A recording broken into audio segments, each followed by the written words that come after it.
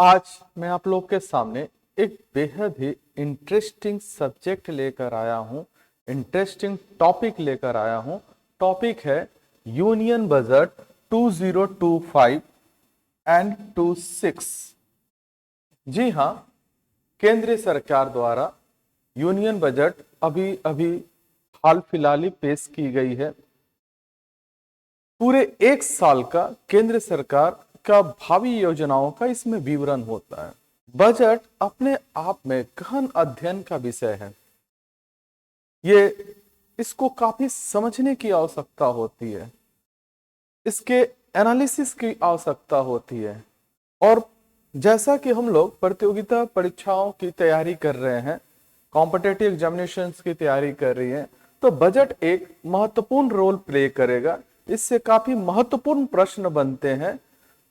चलिए, तो हम लोग यूनियन बजट यानी केंद्रीय बजट जो हाल फिलहाल एनडीए गवर्नमेंट ने इसको प्रस्तुत किया है, उसके की पॉइंट्स का एनालिसिस करेंगे। जी हाँ, ये विषय काफी लंबा होने वाला है, काफी बड़ा होने वाला है, फिर भी हम लोग इसके की पॉइंट्स का एनालिसिस करेंगे।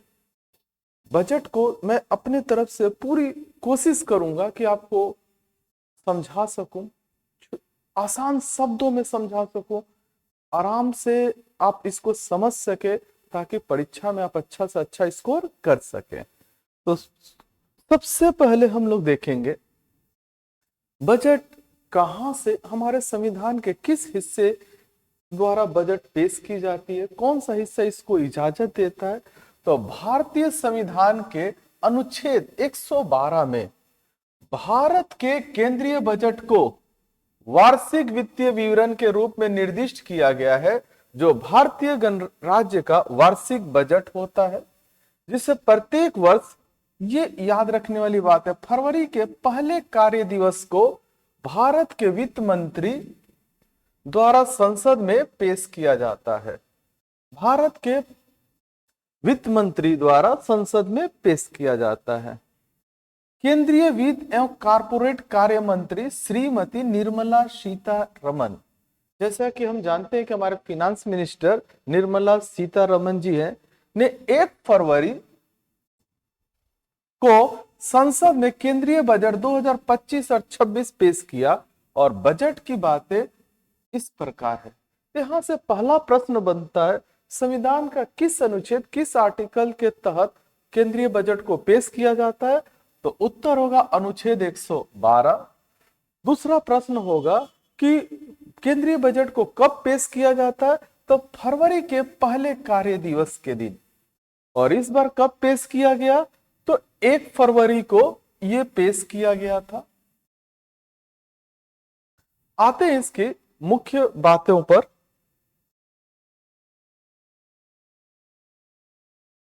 बजट अनुमान 2025-26। बजट का अनुमान मतलब कितना हम इसमें खर्च करेंगे, कितनी हमारी आमदनी होगी, किस मद पर कितना खर्च होगा, हमारा घाटा कितना होगा, हमारा फायदा कितना होगा, हमारा नुकसान कितना होगा, ये सब अनुमान के बारे में हम अध्ययन करते हैं। उधारियों के अलावा अगर सारे उधारियों को छोड़ दिया जाए, तो कुल रिसिप्ट और कुल पेमेंट्स क्रमशः 34.96 लाख करोड़ रुपए तथा 50.65 लाख करोड़ रुपए रहने का अनुमान है। आप इन उधारी को बाद दे दीजिए, जितनी भी उधारियां ली गई है, दी गई है, उनको बाद देने के बाद कुल हमें प्राप्त होने वाला है 34.96 लाख करोड़ रुपए, और व्यय होने वाला है 50.65 लाख करोड़ रुपए।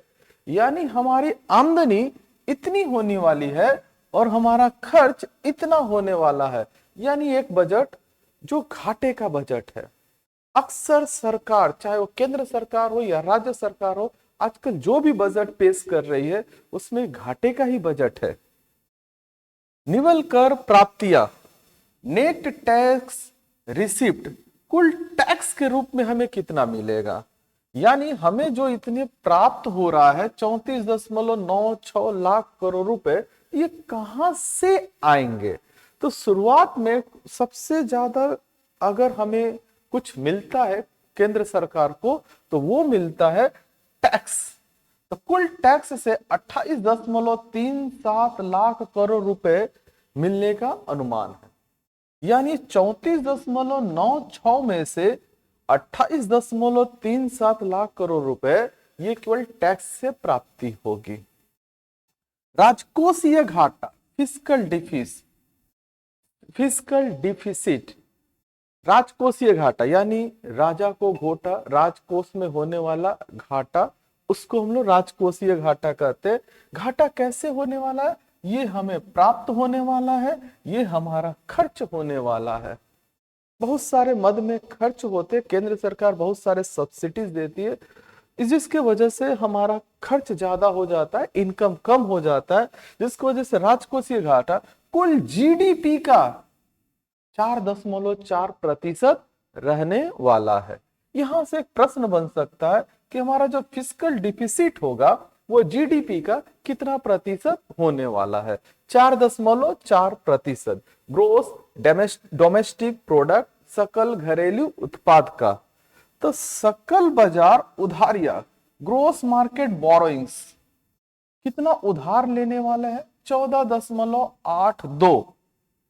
कुल बोरोइंग्स कितना केंद्र सरकार अभी तक उधार लेने का अनुमान है? तो 14.82 लाख करोड़। ये ऐसा भी हो सकता है कि इसके पहले का भी उधार था, उसको हम लोग चुका कर और कम करने वाले हैं।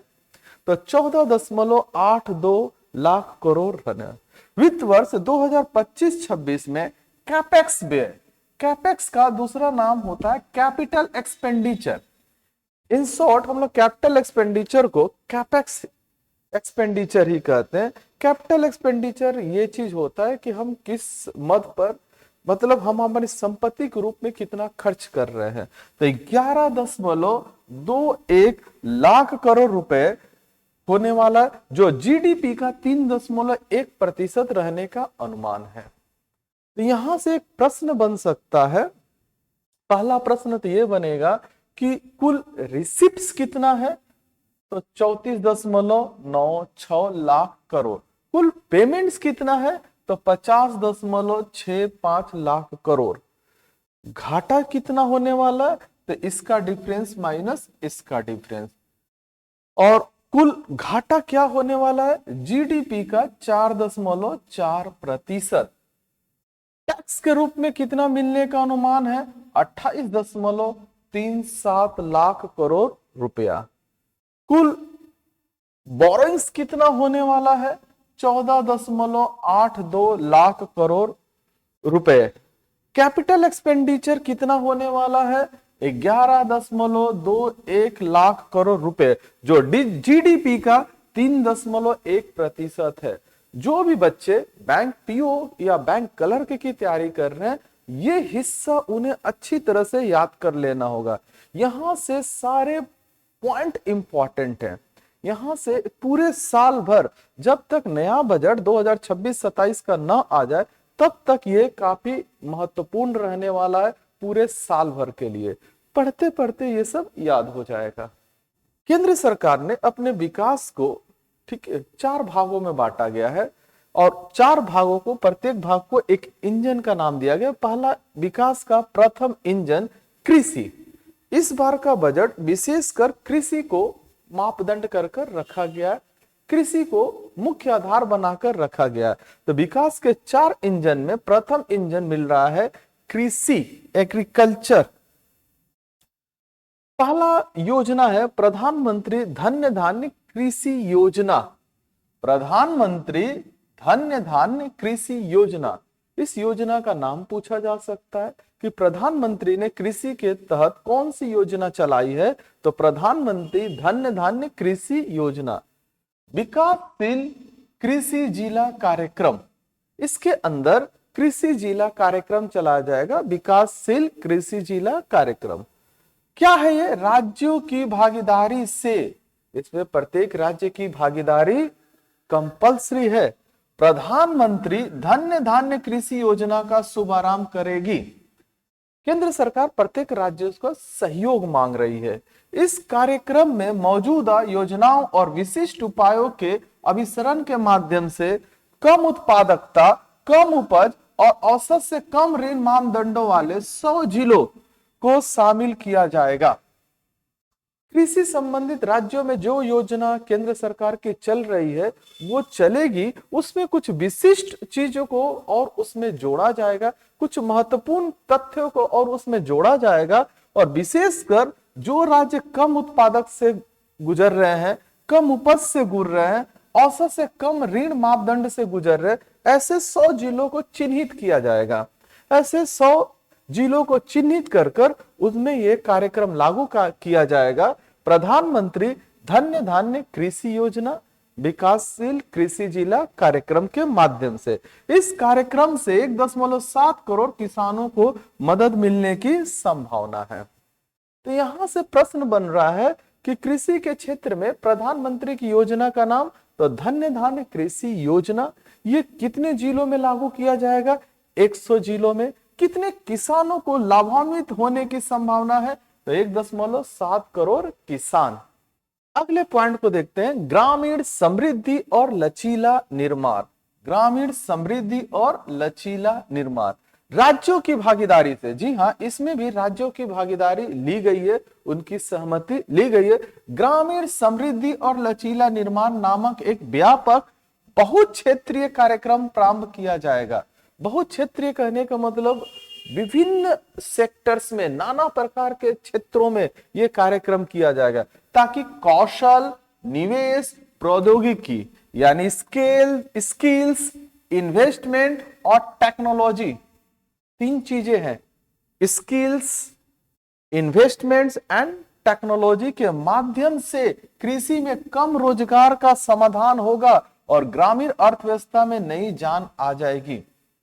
भारत एक कृषि प्रधान देश शुरू से रहा है, लेकिन देखा जाए कि कृषि के प्रति दिलचस्पी यहाँ पर बहुत कम होने लगी है। तो इस दिलचस्पी को बढ़ाने के लिए, इसमें रोजगार सृजन करने के लिए केंद्र सरकार एक नई योजना चला रही है, ग्रामीण समृद्धि और लचीला निर्माण। यानी लचीले निर्माण को फ्लेक्सिबिलिटी के रूप में रखा जा रहा है, जिसमें विशेष बल कौशल, निवेश, प्रौद्योगिकी के ऊपर यानी स्किल, इन्वेस्टमेंट और टेक्नोलॉजी के ऊपर दिया जाएगा। पहले चरण में 100 विकासशील कृषि जिलों को शामिल किया जाएगा। जैसे कि धन्य धान्य योजना के तहत आपको बताया हूं, उसी तरह से इसमें 100 विकासशील कृषि जिलों को शामिल किया जाएगा। विकासशील का मतलब अभी भी ये विकास कर रहे हैं, ये पूर्ण रूप से विकास नहीं कर पाए, ऐसे 100 जिलों को शामिल किया जाएगा।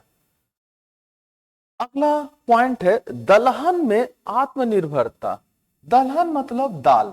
दालों के क्षेत्र में केंद्र सरकार आत्मनिर्भरता करनी चाहती है, अपने ऊपर डिपेंडेंट होना चाहती है, यानी वो आयात को कम करना चाहती है। इसमें सरकार तूर यानी अरहर दाल को तूर दाल कहते हैं, उड़द और मसूर पर विशेष ध्यान देने के साथ 6 वर्षीय दलहनों में आत्मनिर्भरता मिशन प्रारंभ करेगी। सरकार मुख्य रूप से तूर यानी अरहर दाल, तूर का मतलब अरहर, अरहर दाल, उड़द दाल और मसूर दाल पर विशेष ध्यान दे रही है, जो 6 वर्षों में इसने अपने लक्ष्य को बनाया, जो 6 वर्षीय दलहनों में आत्मनिर्भरता मिशन प्रारंभ करेगी। केंद्रीय एजेंसियां नेफेड, NAFED और NCCF अगले 4 वर्षों के दौरान किसानों से ये दाल खरीदेगी। केंद्र की 2 एजेंसियां जो एग्रीकल्चरल डिपार्टमेंट को पूरी तरह से देखती हैं, उनके ऊपर नजर रखती हैं, उनसे जुड़े तथ्यों को केंद्र सरकार के सामने रखती है, कमी को बताती हैं, अधिकता को बताती हैं, पूरी जानकारी देने का कार्य ये 2 संस्थाएं करती है, एजेंसियां नेफेड और NCCF, जो 4 वर्षों के दौरान किसानों से ये दाल खरीदेंगी। किसानों से ये डायरेक्ट सरकार के नुमाइंदे बनकर ये नेफेड और NCCF ये दाल खरीदेंगी और उनको मार्केट में बेचा जाएगा। इससे किसानों को बहुत फायदा होने की उम्मीद है। National agriculture cooperative marketing federation of India, NAFED का फुल फॉर्म हो गया national agricultural cooperative marketing, N से हो गया national agricultural cooperative marketing federation, F E से federation of India limited, national agricultural cooperative marketing federation of India limited. और NCCF का national cooperative consumers federation of India limited. यहां से प्रश्न पूछ सकता है नेफेड का फुल फॉर्म क्या है, एनसीसीएफ का फुल फॉर्म क्या है। अगले पॉइंट में आते हैं। कोशिश मेरी यही रहेगी कि कम से कम समय में, कम से कम शब्दों में मुख्य पॉइंट को, जो एग्जाम ओरिएंटेड है, उन सारे पॉइंट्स को आपको मैं अच्छी तरह से समझा दूं, जितना कम से कम समय हो, क्योंकि बजट काफी बड़ा विषय होता है और ये काफी गहन अध्ययन को मांगता है। सब्जियों और फलों के लिए व्यापक कार्यक्रम, सब्जियों और फलों के लिए व्यापक कार्यक्रम, ये सब कृषि से संबंधित है। उत्पादन, प्रभावी आपूर्तियों, प्रसंस्करण यानी production, effective supplies and processing, और किसानों के लिए लाभकारी मूल्य को बढ़ावा देने के लिए राज्यों की भागीदारी से व्यापक कार्यक्रम का शुभारंभ किया जाएगा। यानी प्रोडक्शन के क्षेत्र में, इफेक्टिव सप्लाईज के क्षेत्र में और प्रोसेसिंग के क्षेत्र में किसानों को काफी ज्यादा लाभ प्रदान करने के लिए राज्यों की भागीदारी। केंद्र सरकार जो भी यहां पर अपने बजट में बातें पेश कर रही है, इसमें एक बात मुख्य दिखाई दे रही है कि इसमें राज्यों की भागीदारी बेहद आवश्यक है। एक कार्यक्रम का शुभारंभ किया जाएगा जिससे सब्जी और फलों के लिए काफी लाभदायक माना जाएगा। अगला है बिहार में मखाना बोर्ड, बहुत इंपॉर्टेंट यहां से प्रश्न बनने वाला है। बिहार में मखाना बोर्ड मखानों का उत्पादन, प्रसंस्करण, मूल्य संवर्धन यानी वैल्यू एडिशन और विपणन यानी मार्केटिंग में सुधार लाने के लिए बिहार में मखाना बोर्ड स्थापित किया जाएगा। जहां तक हम लोग जानते हैं, जैसा कि हम लोग जानते हैं कि बिहार मखानों के लिए प्रख्यात है, विख्यात है। बिहार में मखाना सबसे अधिक मात्रा में पैदा होता है, तो वहां पर मखानों के उत्पादन में, उसके प्रसंस्करण में यानी प्रोसेसिंग में, मूल्य संवर्धन में यानी वैल्यू एडिशन में और विपणन में यानी मार्केटिंग में सुधार लाने के लिए बिहार में मखाना बोर्ड स्थापित किया जाएगा। तो यहाँ पर प्रश्न बनता है कि किस राज्य में, भारत के किस राज्य में मखाना बोर्ड स्थापित किया गया है या किया जाएगा? उत्तर होगा बिहार में। बिहार में मखाना का उत्पादन भारत के कुल उत्पादन का 85% होता है। यह भी एक प्रश्न बनता है कि कुल उत्पादन का कितना प्रतिशत? उत्तर होगा 85%। बिहार में मखाना का उत्पादन मुख्य रूप से दरभंगा, मधुबनी, मधुपुरा, फारबिसगंज, सीतामढ़ी, सहरसा, कटिहार, पूर्णिया, सुपौल, अररिया, किशनगंज, बेगूसराय, शिवहर इत्यादि में होता है। बिहार में मखाना कुल उत्पादन क्षेत्र लगभग 10,000 हेक्टेयर में होता है। बिहार का जो मखाना उत्पादन क्षेत्र है वो लगभग 10,000 हेक्टेयर जमीन पर होता है। तो पहला इंपॉर्टेंट प्रश्न होता है कि मखाना बोर्ड कहां पर बनाया जाएगा? उत्तर होता है बिहार में। दूसरा इंपॉर्टेंट प्रश्न होता है कि बिहार कितना प्रतिशत मखाना का उत्पादन करता है? उत्तर होता है 85%। तीसरा कि कितना क्षेत्र में यह होता है? तो 10,000 हेक्टेयर क्षेत्र में होता है। ऐसे ही प्रश्न बनाए जाएंगे। अगला पॉइंट, राष्ट्रीय उच्च पैदावार बीज मिशन, मतलब ऐसे ऐसे बीज को डेवलप किया जाएगा जिससे पैदावार में वृद्धि होगी। हाइब्रिडाइजेशन के माध्यम से, जीन के माध्यम से तरह तरह के बीज बनाए जाएंगे। राष्ट्रीय उच्च पैदावार बीज मिशन शुरू किया जाएगा जिसका उद्देश्य अनुसंधान इकोसिस्टम को मजबूत करना, लक्षित विकास और उच्च पैदावार वाले बीजों का प्रसार करना और बीजों की 100 से अधिक किस्मों को वाणिज्यिक स्तर पर उपलब्ध कराना होगा। इसका मुख्य काम है कि बीज को उच्च मापदंड का तैयार किया जाएगा, जिससे इसकी गुणवत्ता में वृद्धि होगी, जिसके फलस्वरूप जिससे वाणिज्य स्तर पर इसको 100 से अधिक किस्मों का उपलब्ध बीजों को उपलब्ध कराया जाएगा। फलस्वरूप इसके वजह से अनुसंधान इकोसिस्टम को मजबूत करना, लक्षित विकास और उच्च पैदावार को बीजों को प्रसार करना होगा। मत्स्य उद्योग, मत्स्य का मतलब होता है मछली, मत्स्य का मतलब होता है मछली, मछली उद्योग के बारे में, ठीक है। सरकार अंडमान और निकोबार तथा लक्षद्वीप जैसे द्वीपों पर विशेष ध्यान देने के साथ भारतीय विशिष्ट आर्थिक क्षेत्र और गहरे समुद्र से निरंतर मछली पकड़ने को बढ़ावा देने के लिए एक फ्रेमवर्क लाने जा रही है। कहां पर?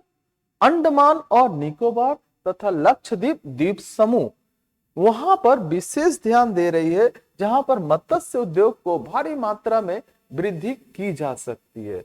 यहाँ पर भी एक प्रश्न बनता है कि मत्स्य उद्योग को बढ़ावा देने के लिए केंद्र सरकार किन दो द्वीपों को चुनी है? तो वो द्वीप है अंडमान निकोबार और लक्षद्वीप। अगला, कपास उत्पादकता मिशन। ये सभी हम लोग कृषि से संबंधित चीजों को पढ़ रहे हैं। कपास उत्पादकता मिशन, कपास की खेती की उत्पादकता और निरंतरता में पर्याप्त सुधार लाने के लिए 5 वर्षीय मिशन की घोषणा की गई है। मतलब कपास के पैदावार को, उसके उपज को, खेती को, उसके प्रोडक्शन को बढ़ाने के लिए 5 वर्ष का समय लिया गया है और कपास के अधिक लंबे रेशे वाली किस्मों को बढ़ावा दिया जाएगा। इसमें कपास से हम लोग जानते हैं कि कपास से कपड़ा बनता है, सूती वस्त्र के उद्योग के लिए कपास बेहद जरूरी माना जाता है। तो कपास की खेती को बढ़ावा देने के लिए, कपास के विकास के लिए, अधिक लंबे रेशे वाली किस्मों को बढ़ावा देने के लिए कपास उत्पादकता मिशन लाया गया है। अगला, किसान क्रेडिट कार्ड के माध्यम से अधिक ऋण। किसान क्रेडिट कार्ड भारत केंद्रीय सरकार का बहुत ही पुराना अब ये ऋण देने का एक माध्यम बन गया है, जिसके माध्यम से और किसानों को इसमें बढ़ोतरी मिलेगी और ज्यादा सुविधाएं मिलेगी। तो किसान क्रेडिट कार्ड के माध्यम से लिए जाने वाले ऋणों के लिए ऋण सीमा 3 लाख से बढ़ाकर 5 लाख कर दी जाएगी।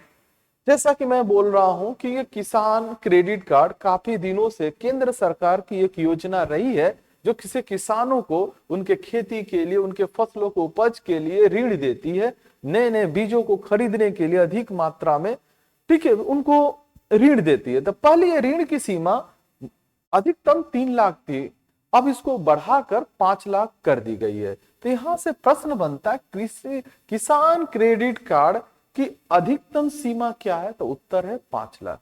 एक प्रश्न और बनता है कि पहले सीमा कितनी थी? 3 लाख। एक प्रश्न और बनता है कि कितनी सीमा में, ये राशि में कितनी की वृद्धि की गई है? पहले 3 लाख था, 5 लाख हो गया, यानी 2 लाख की वृद्धि की गई है। ऐसे ही प्रश्न छोटे छोटे बनाए जाते हैं। तो अगर हम लोग इन चीजों को पढ़े रहेंगे, समझे रहेंगे, तो परीक्षा में उत्तर देने में समर्थ रहेंगे। अगला, नाम रूप बहुत इंपॉर्टेंट है ये। असम में यूरिया संयंत्र, असम में यूरिया प्लांट बनाने जाया जा रहा है, यूरिया का प्रोडक्शन का एक प्लांट लगाने जाया जा रहा है, ठीक है, संयंत्र लगाने जाया जा रहा है। तो वो कहां पर लगाया जाएगा? नामरूप। असम में एक जगह है नामरूप में 12.27 लाख मीट्रिक टन की वार्षिक उत्पादन क्षमता वाला एक संयंत्र स्थापित किया जाएगा, एक प्लांट स्थापित किया जाएगा। तो प्रश्न बनता है कि यूरिया प्लांट कहां पर लाया गया है, कहां पर स्थापित किया जाएगा? उत्तर होगा असम। असम के किस जगह पर? तो वो हो जाएगा नामरूप, नामरूप जिले में, असम के नामरूप जिले में, ठीक है। कितना इसका प्रोडक्शन क्षमता कितनी होगी? 12.7 lakh metric ton, 12.7 lakh metric ton. अगला, विकास का दूसरा इंजन। यानी पहला इंजन एग्रीकल्चर था। कृषि पर विशेष जोर दिया गया। ये बजट मुख्य रूप से बोल सकते हैं कि विशेष ध्यान कृषि किसानों को केंद्रित कर ये बनाया गया है। अगला है विकास का दूसरा engine MSME. MSME micro, small and medium enterprises. Micro का मतलब होता है छोटा, बेहद छोटा, स्मॉल थोड़ा उससे बड़ा, मीडियम थोड़ा उससे बड़ा। कई ऐसे बिजनेस है, कई ऐसे उद्योग हैं जो बहुत छोटे हैं, जो थोड़ा उनसे बड़े हैं, जो मीडियम औसत के हैं, ठीक है, उनके लिए उनको विशेष ध्यान दिया गया। यानी उनका दूसरा इंजन है, विकास का दूसरा इंजन है, ठीक है, वो है एमएसएमई। पहला इंजन एग्रीकल्चर था, दूसरा इंजन एमएसएमई था। तो यहां से भी प्रश्न बनता है कि केंद्र सरकार ने कितने विकास इंजन का सहारा लिया है। पहला है 4, इसमें पहला है आपको कृषि, दूसरा है एमएसएमई। एमएसएमई के वर्गीकरण मानदंड में संशोधन। सभी एमएसएमई के वर्गीकरण के लिए निवेश और कारोबार की सीमा बढ़ाकर क्रमशः 2.5 और 2 गुना कर दी गई है। ठीक है, तो क्या यहां से क्या प्रश्न बनेगा? जितने एमएसएमई के वर्गीकरण के लिए निवेश की सीमा 2.5 कर दी गई है बढ़ाकर, पहले ये 2 थी, और इसकी सीमा, ठीक है, कारोबार की सीमा 2 गुनी कर दी गई है। मतलब पहले जितनी कारोबार की जा सकती थी, अब उसका 2 गुना कारोबार किया जा सकता है। अगला, सूक्ष्म उद्यमों, माइक्रो एंटरप्राइजेस के लिए क्रेडिट कार्ड। जो छोटे छोटे बिजनेस करते हैं, छोटे छोटे कंपनियों, छोटे छोटे फैक्ट्रीज वगैरह चलाते हैं, ठीक है, उनके लिए, ठीक है, क्रेडिट कार्ड स्कीम। उद्यम पोर्टल यानी एंटरप्राइज पोर्टल, बिजनेस पोर्टल पर पंजीकृत सूक्ष्म उद्यमों के लिए पहले वर्ष में 5 लाख रुपए तक की सीमा वाले 10 लाख कस्टमाइज क्रेडिट कार्ड जारी किए जाएंगे। जो लोग पहले ही से दर्ज करा चुके हैं, उद्यम पोर्टल पर रजिस्ट्रेशन करा चुके हैं, उनके लिए विशेष योजना केंद्र सरकार लेकर आई है। उनके लिए 5 लाख रुपए की सीमा तक कुल कितने customize credit card? 10 lakh customize credit card जारी किए जाएंगे। यानी कुल क्रेडिट कार्ड जारी करने की संख्या होगी 10 लाख। और कितनी इसकी राशि होगी? प्रत्येक क्रेडिट कार्ड की अधिकतम राशि होगी 5 लाख। किनको जारी किया जाएगा? माइक्रो एंटरप्राइजेस के लिए, मतलब छोटे छोटे उद्यमियों के लिए, और वैसे उद्यमी के लिए जिनका रजिस्ट्रेशन, ठीक है, उद्यम पोर्टल पर सरकार द्वारा लॉन्च किया गया एक पोर्टल है, एक ऐप है, जिस पर वो रजिस्ट्रेशन करवा चुके हैं। अगला, स्टार्टअप के लिए निधियों का कोष, fund of funds for startups. Startups मतलब नए बिजनेस की शुरुआत। अगर कोई नया बिजनेस की शुरुआत करता है तो गवर्नमेंट ने उसके लिए फंड बना रखा है। इस बार उस फंड को फिर से फंड देने के लिए एक नया कार्यक्रम लाने जा रही है। विस्तारित कार्य क्षेत्र और 10,000 करोड़ रुपए के नए अंशदान के साथ निधियों के कोष की स्थापना की जाएगी। स्टार्टअप्स को लोन देने के लिए बहुत सारे क्षेत्र हैं, कोऑपरेटिव बैंक्स है, गवर्नमेंट की अलग अलग संस्थाएं हैं, क्रेडिट कार्ड स्कीम है, लेकिन उनको फंड देने के लिए इस बार एक नए संस्था की स्थापना की गई, एक नए फंड की तैयारी की गई है, और वो फंड 10,000 करोड़ रुपए के नए अंशदान के साथ शुरू होगी। 10,000 करोड़ रुपए को, यानी कृषि के बाद छोटे छोटे उद्योग धंधे को बचाने की कोशिश की जा रही है। किसानों को बचाया जाएगा,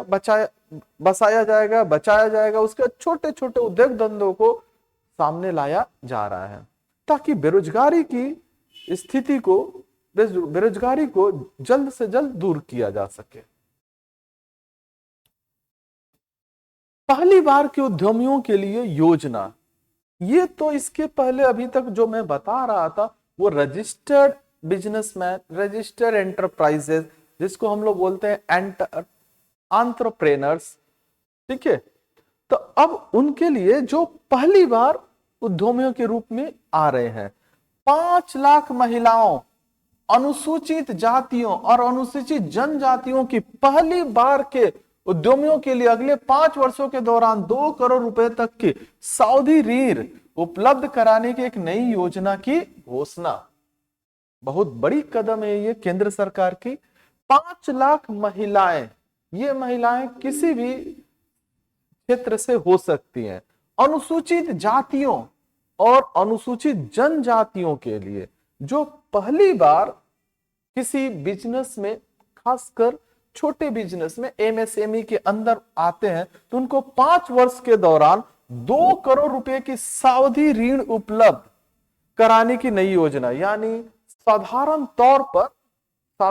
तौर पर एक समय की सीमा के लिए, एक निश्चित समय सीमा के लिए लोन दिया जाएगा 2 करोड़ रुपए तक।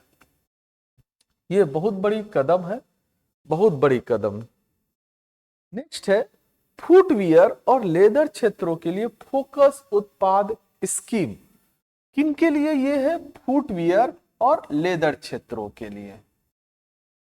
भारत के फुटवियर और लेदर क्षेत्र की उत्पादकता, गुणवत्ता और प्रतिस्पर्धात्मकता, कॉम्पिटिटिवनेस बढ़ाने हेतु 22 लाख व्यक्तियों को रोजगार दिलाने, 4 लाख करोड़ का कारोबार करने और 1.1 लाख करोड़ से अधिक का निर्यात सुगम बनाने के लिए फोकस उत्पाद स्कीम की घोषणा। बोला क्या जा रहा है?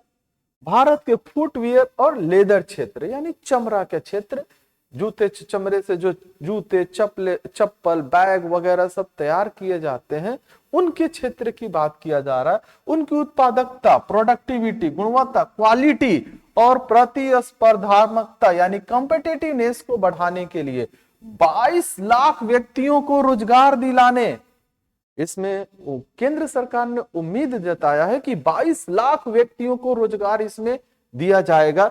4 लाख करोड़ का कारोबार किया जाएगा। इसमें 4 लाख करोड़ रुपए की कारोबार होने की संभावना और 1.1 लाख करोड़ से अधिक का निर्यात।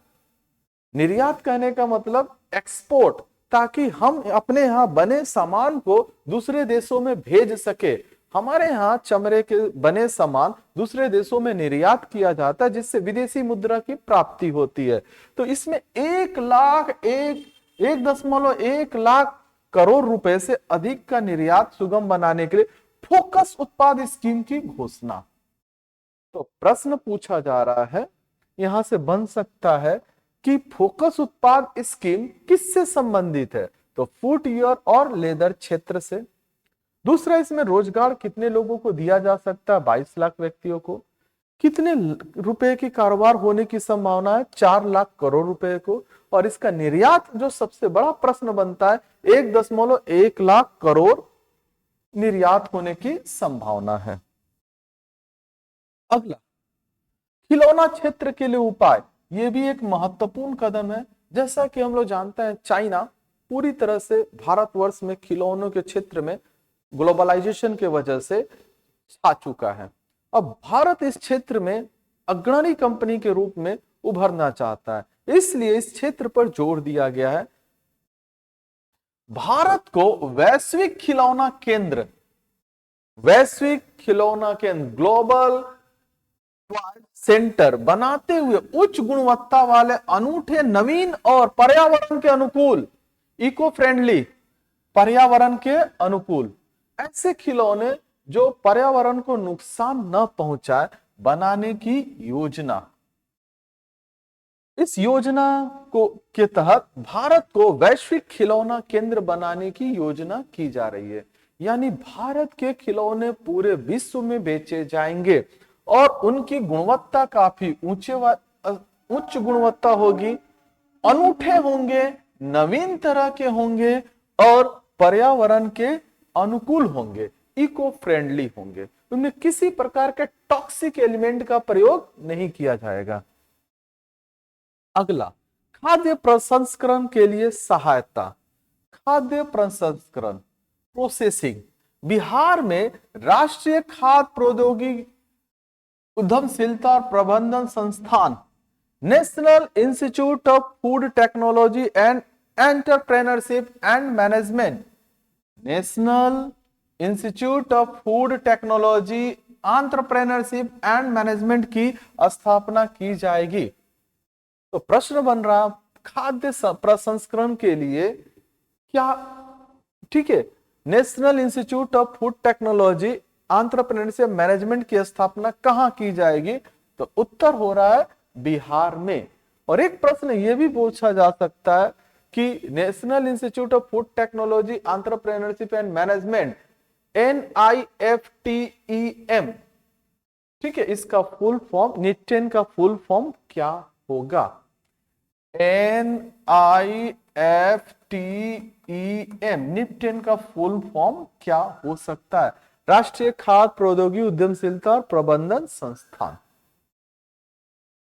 बिहार में मखाना बोर्ड बनाया जा रहा है, बिहार में निफ्टेन की स्थापना की जा रही है। ये 2 सौगात बिहार को। अगला, विनिर्माण मिशन, मेक इन इंडिया को आगे बढ़ाना है। मेक इन इंडिया का मतलब भारत में वस्तुओं को बनाने के लिए जोड़ देना, यानी भारत में बनी वस्तुएं। तो मेक इन इंडिया को आगे बढ़ाने के उद्देश्य से लघु, मध्यम और बड़े उद्योगों को, यानी स्मॉल, मीडियम और लार्ज, शामिल करते हुए राष्ट्रीय विनिर्माण मैन्युफैक्चरिंग मिशन की स्थापना की जाएगी। राष्ट्रीय विनिर्माण मिशन की स्थापना की जाएगी, जिसका मुख्य मतलब होगा मेक इन इंडिया। इसमें स्मॉल स्केल इंडस्ट्रीज भी रहेंगे, मीडियम स्केल इंडस्ट्रीज भी रहेंगे और लार्ज स्केल इंडस्ट्रीज भी रहेंगे, जिनका एक ही काम होगा कि भारत में वस्तुओं को ज्यादा से ज्यादा मात्रा में बनाना। विकास का तीसरा इंजन, पार्ट 1, लोगों में निवेश। विकास का तीसरा इंजन, लोगों में निवेश, इन्वेस्टमेंट इन पीपल, लोगों को में निवेश किया जाएगा। तीसरा इंजन, पहला इंजन एग्रीकल्चर हो गया, दूसरा इंजन MSME हो गया, तीसरा इंजन, ठीक है, इस पार्ट 1 लोगों में निवेश। सक्षम आंगनवाड़ी और पोषण योजना 2.0, सक्षम आंगनवाड़ी और पोषण संबंधी सहायता के लिए लागत मानदंडों को समुचित रूप से बढ़ाया जाएगा। आंगनवाड़ी में देखिए कि हमारी आशा कर्मी बहनें काम करती हैं, जिनका मुख्य उद्देश्य होता है कि बच्चों को शिक्षा के साथ साथ पोषण से भी भरपूर करना, उन्हें पोषण देना।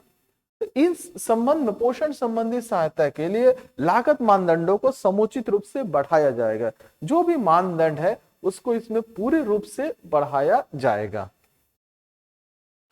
अटल टिंकरिंग प्रयोगशालाएं बहुत इंपॉर्टेंट ये है परीक्षा के लिए और ठीक है ना, नए रोजगार प्राप्ति के लिए, स्वरोजगार के लिए, मतलब युवाओं के लिए बेहतरीन चीज आया है अटल टिंकरिंग प्रयोगशाला। अगले 5 वर्षों में सरकारी स्कूलों में 50,000 अटल टिंकरिंग प्रयोगशाला स्थापित की जाएंगी। अगले 5 वर्षों में 50,000 अटल बिहारी वाजपेयी के नाम पर यह संस्थाएं बनाई जा रही, इसलिए इसका नाम होगा अटल टिंकरिंग प्रयोगशाला स्थापित किए जाएंगे। टिंकरिंग का मतलब होता है आपके अंदर जिज्ञासा, आपके अंदर जानने की इच्छा, आपके अंदर रचनात्मकता, आपके अंदर इमेजिनेशन पावर को बढ़ावा देना। एक ऐसी संस्था जो इन सब चीजों को आपके अंदर सृजित करेगी। इस योजना का उद्देश्य युवा मन में जिज्ञासा, रचनात्मकता, क्रिएटिविटी और कल्पना को बढ़ावा देना है और उनमें डिजाइन, मानसिकता, कंप्यूटेशनल सोच, अनुकूली शिक्षा, भौतिक कंप्यूटिंग आदि जैसे कौशल विकसित करना है।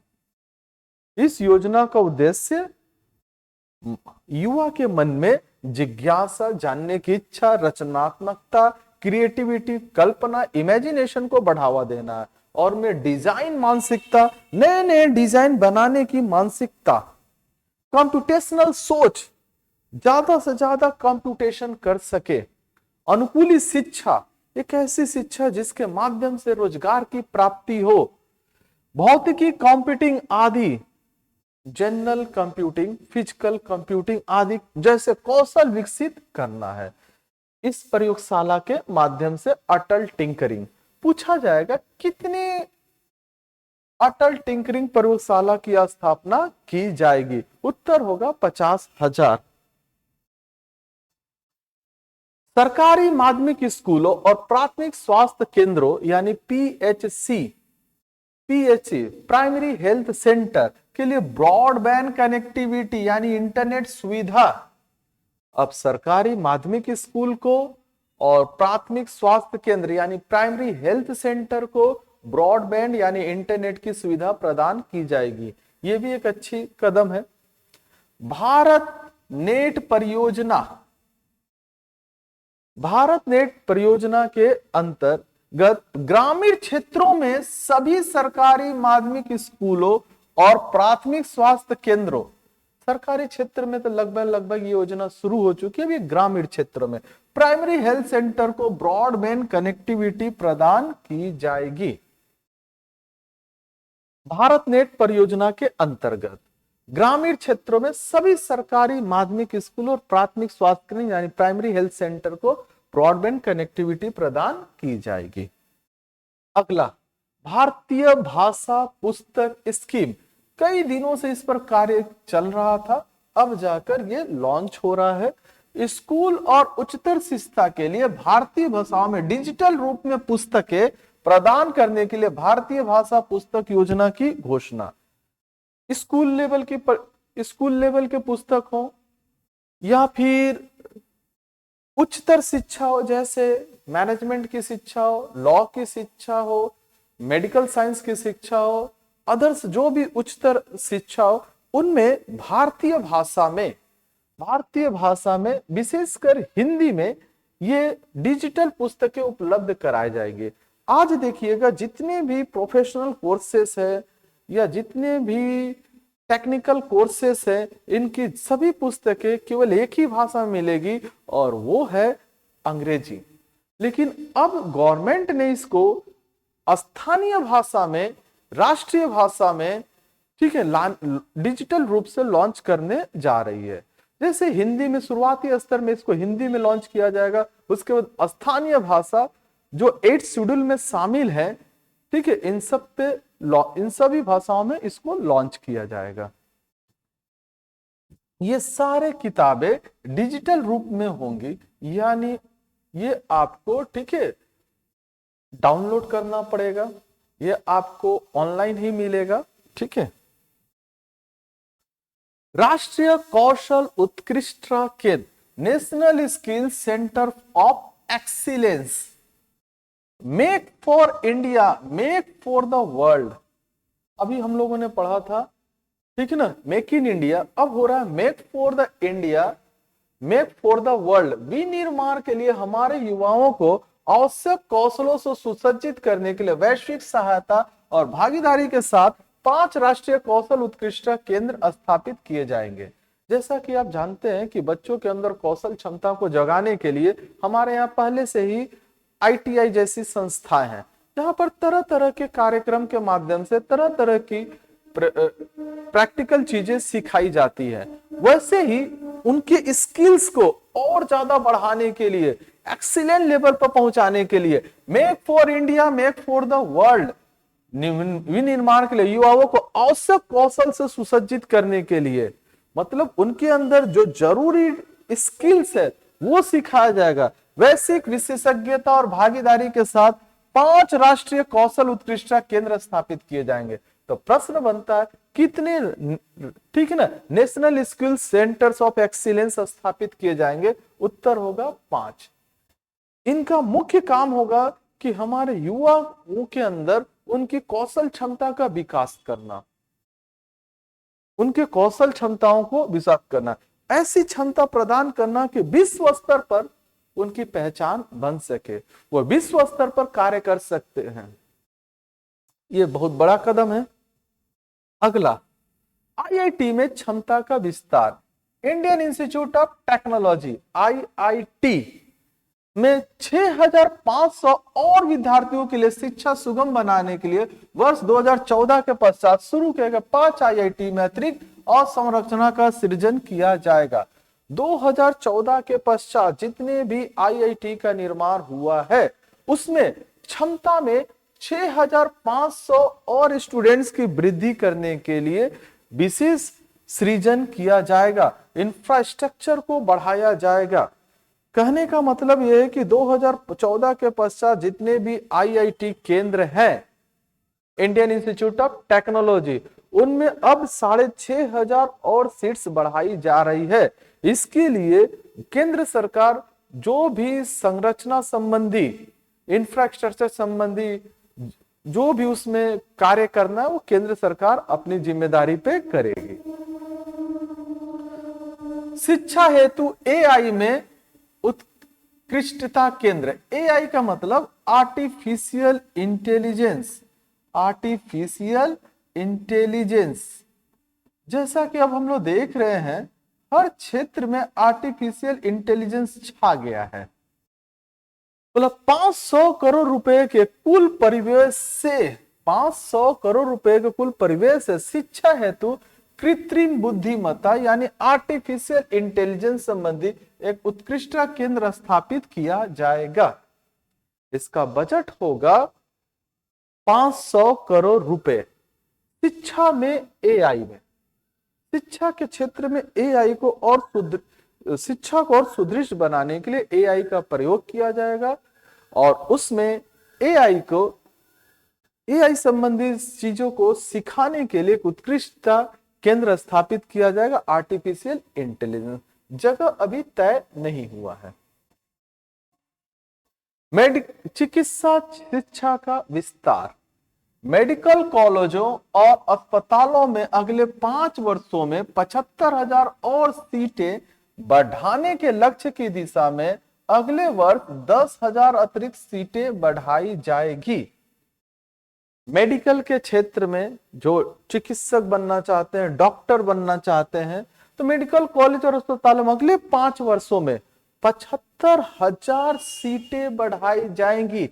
केंद्र सरकार के द्वारा 75,000 सीटें बढ़ाने के लक्ष्य की दिशा में अगले वर्ष 10,000 अतिरिक्त सीटें बढ़ाएंगे। अगले वर्ष यानी 5 वर्षों में कुल 75,000 सीटें बढ़ाई जाएंगी, जिसको अगले वर्ष में पहले उसको 10 वर्ष अतिरिक्त सीटें बढ़ाई जाएंगी। उसके बाद धीरे धीरे बाकी के 4 वर्षों में इसको 65,000 किया जाएगा, उसको बढ़ाया जाएगा। अगला, सभी जिला अस्पतालों में डे केयर कैंसर केंद्र की स्थापना की जाएगी। डे केयर कैंसर केंद्र बहुत जरूरी है सभी जिला अस्पतालों में। जैसा कि आप जानते हैं प्रत्येक जिला के अंदर एक जिला अस्पताल होता है, तो वो अस्पताल, ठीक है, उस जिले का सबसे बड़ा अस्पताल माना जाता है। उसी में डे केयर कैंसर केंद्र की स्थापना की जाएगी। सरकार अगले 3 वर्षों में सभी जिला अस्पतालों में डे केयर कैंसर केंद्र स्थापित करने की सुविधा प्रदान करेगी। वर्ष 2025-26 में 200 केंद्र स्थापित किए जाएंगे। अगले साल 2025-26 में ही केवल 200 केंद्र स्थापित किए जाएंगे। सरकार अपनी भावी योजनाओं को 5 साल के लिए लेकर चलती है, लेकिन ये जो बजट पेश किया जाता है उसको 1 साल के लिए पेश किया जाता है। जैसे कि आपने पिछले में देखा होगा 5 सालों में सरकार का लक्ष्य है 75,000 सीटों को बढ़ाना मेडिकल के क्षेत्र में, लेकिन अगले साल यानी 25-26 के बजट में उसको 10,000 तक बढ़ाया जाएगा। बाकी के 65,000 सीटों को अगले 4 वर्षों में बढ़ाया जाएगा। उसी प्रकार 25-26 में केवल 200 केंद्र स्थापित किए जाएंगे। अब ये जानकारी लेते हैं कि डे केयर सेंटर है क्या। ये एक्स्ट्रा नॉलेज के रूप में हम लोग जानेंगे कि डे केयर सेंटर क्या है। डे केयर सेंटर एक पूर्ण सेवा कैंसर क्लिनिक है जिसमें कीमोथेरेपी प्राप्त करने के लिए मैं आपको बताना चाहूंगा कि जो कैंसर का ट्रीटमेंट करते हैं, जिनको जो कैंसर से पीड़ित है, उनका अगर ट्रीटमेंट होता है तो कीमोथेरेपी एक ऐसा प्रोसेस है जिसके माध्यम से कैंसर के रोगी को ठीक किया जाता है। प्राप्त करने के लिए डे केयर सुविधा है। इसका उद्देश्य उन रोगियों की देखभाल करना है जिन्हें त्वरित कैंसर उपचार से गुजरने की सलाह दी गई है, जिन्हें डॉक्टर ने सलाह दिया है कि आपको तुरंत और तेजी से कैंसर के रोग को रोकना होगा और उन्हें अस्पताल में रात बिताने की आवश्यकता नहीं है। यानी अस्पताल में भर्ती होने की आवश्यकता नहीं है, अस्पताल में आपको रात को रहने की आवश्यकता नहीं है। आप दिन के माध्यम में आइएगा, कीमोथेरेपी लेकर फिर घर जाकर आप अपना आराम कर सकते हैं। ऐसे के लिए डे केयर कैंसर केंद्र की स्थापना की जाएगी और 2025-26 में 200। बजट पढ़ने से हमें बहुत सारी जानकारियां प्राप्त होती है, बहुत सारी, कि क्या हमारे देश में चल रहा है।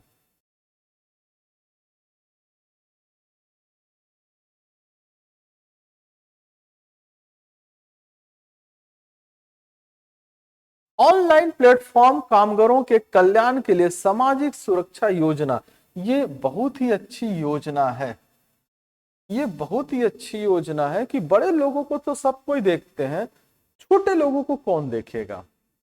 ठीक है, यानी कंगूरे के कलश को सब लोग देखते हैं, न्यू की ईंट को कौन देखेगा। तो बोल ऑनलाइन प्लेटफॉर्म कामगारों के लिए के कल्याण के लिए सामाजिक सुरक्षा योजना, सरकार गिग कामगारों यानी गिग वर्कर्स, इसके बारे में अभी हम लोग थोड़ी देर में ही जानकारी प्राप्त करेंगे, के लिए पहचान पत्र और ई श्रम पोर्टल पर पंजीकरण की व्यवस्था तथा पीएम जन आरोग्य योजना के अंतर्गत स्वास्थ्य देखभाल प्रदान करेगी।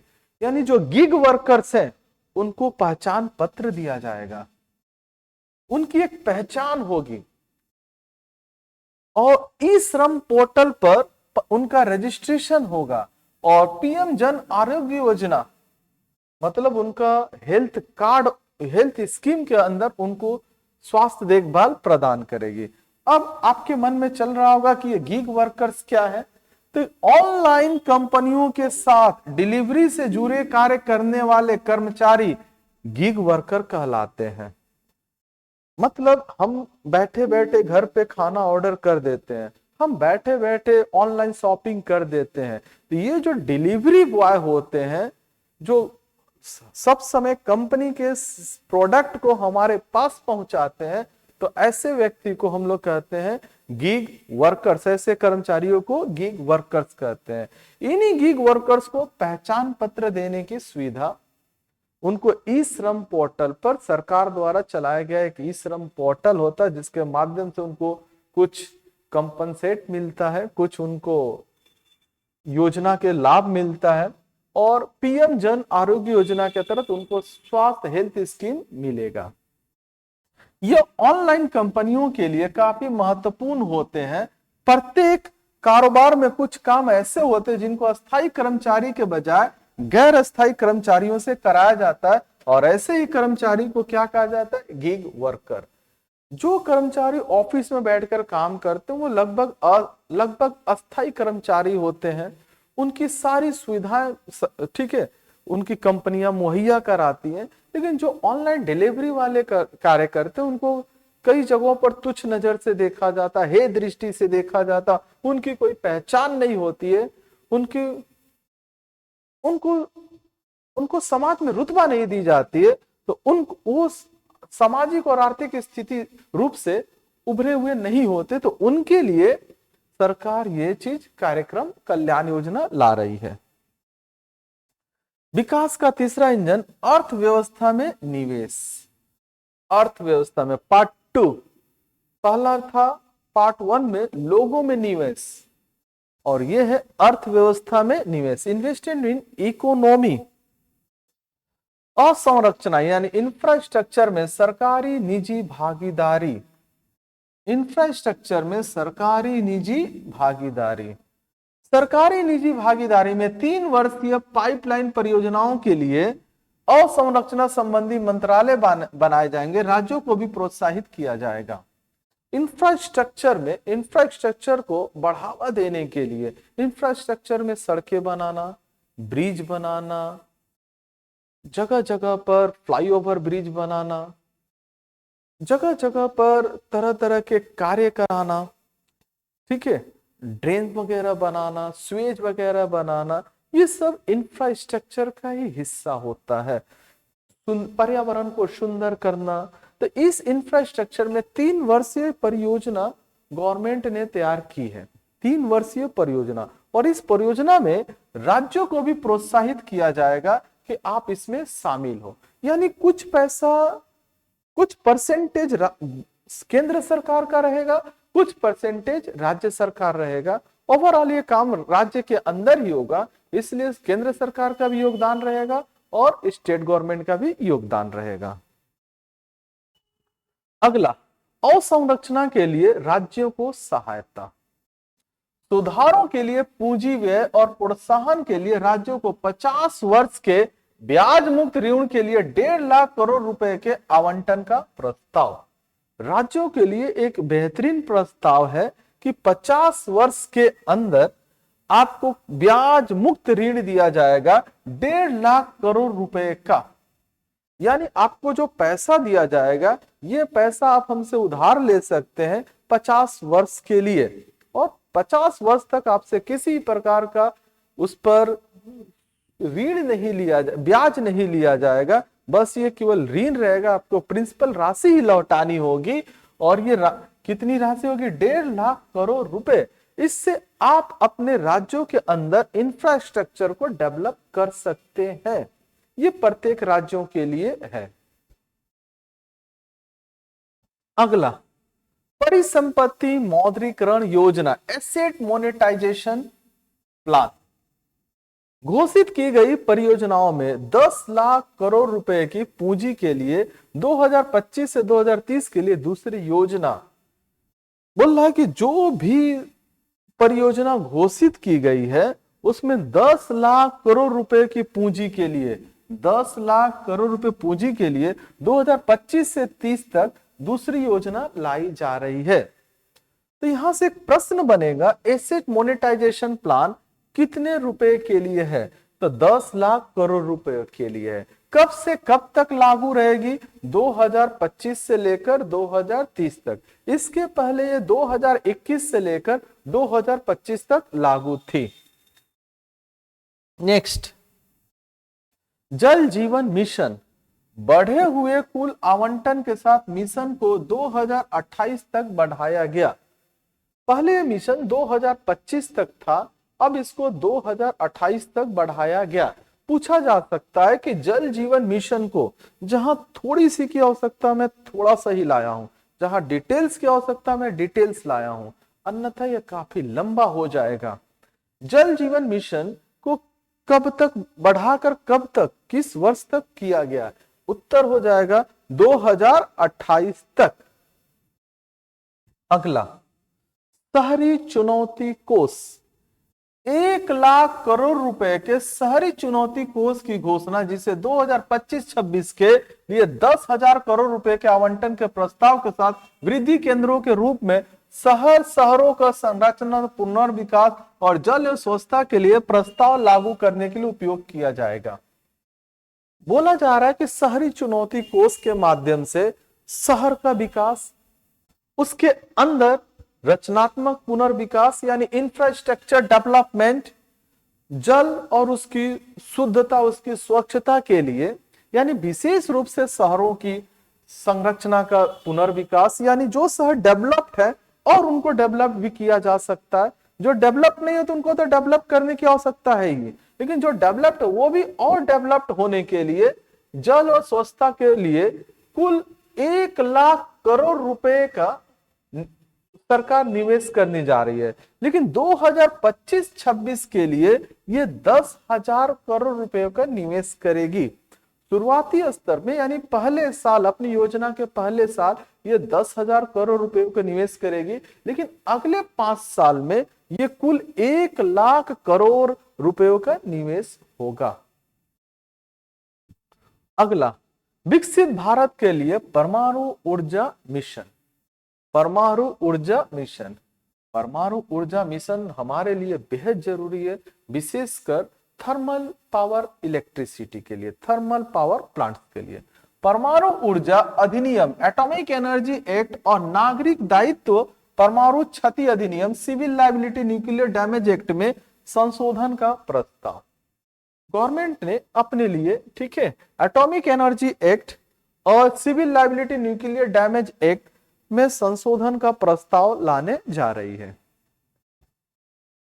20,000 करोड़ रुपए के आवंटन के साथ लघु modular reactors, small modular reactors के अनुसंधान व विकास के लिए परमाणु ऊर्जा मिशन स्थापित किया जाएगा। 2033 तक 5 स्वदेश विकसित SMR संचालित करने का प्रस्ताव है। तो प्रश्न यहां से बनता है कि 5 स्वदेश विकसित SMR स्मॉल मॉड्यूलर रिएक्टर को कब तक विकसित किया जाएगा? उत्तर है 2033 तक।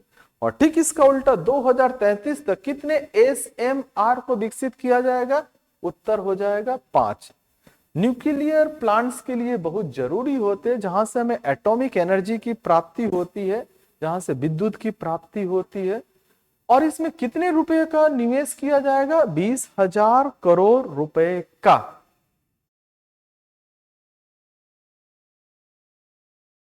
पोत निर्माण, शिप बिल्डिंग, शिप बिल्डिंग, पोत निर्माण वित्तीय सहायता नीति को नया रूप दिया जाएगा।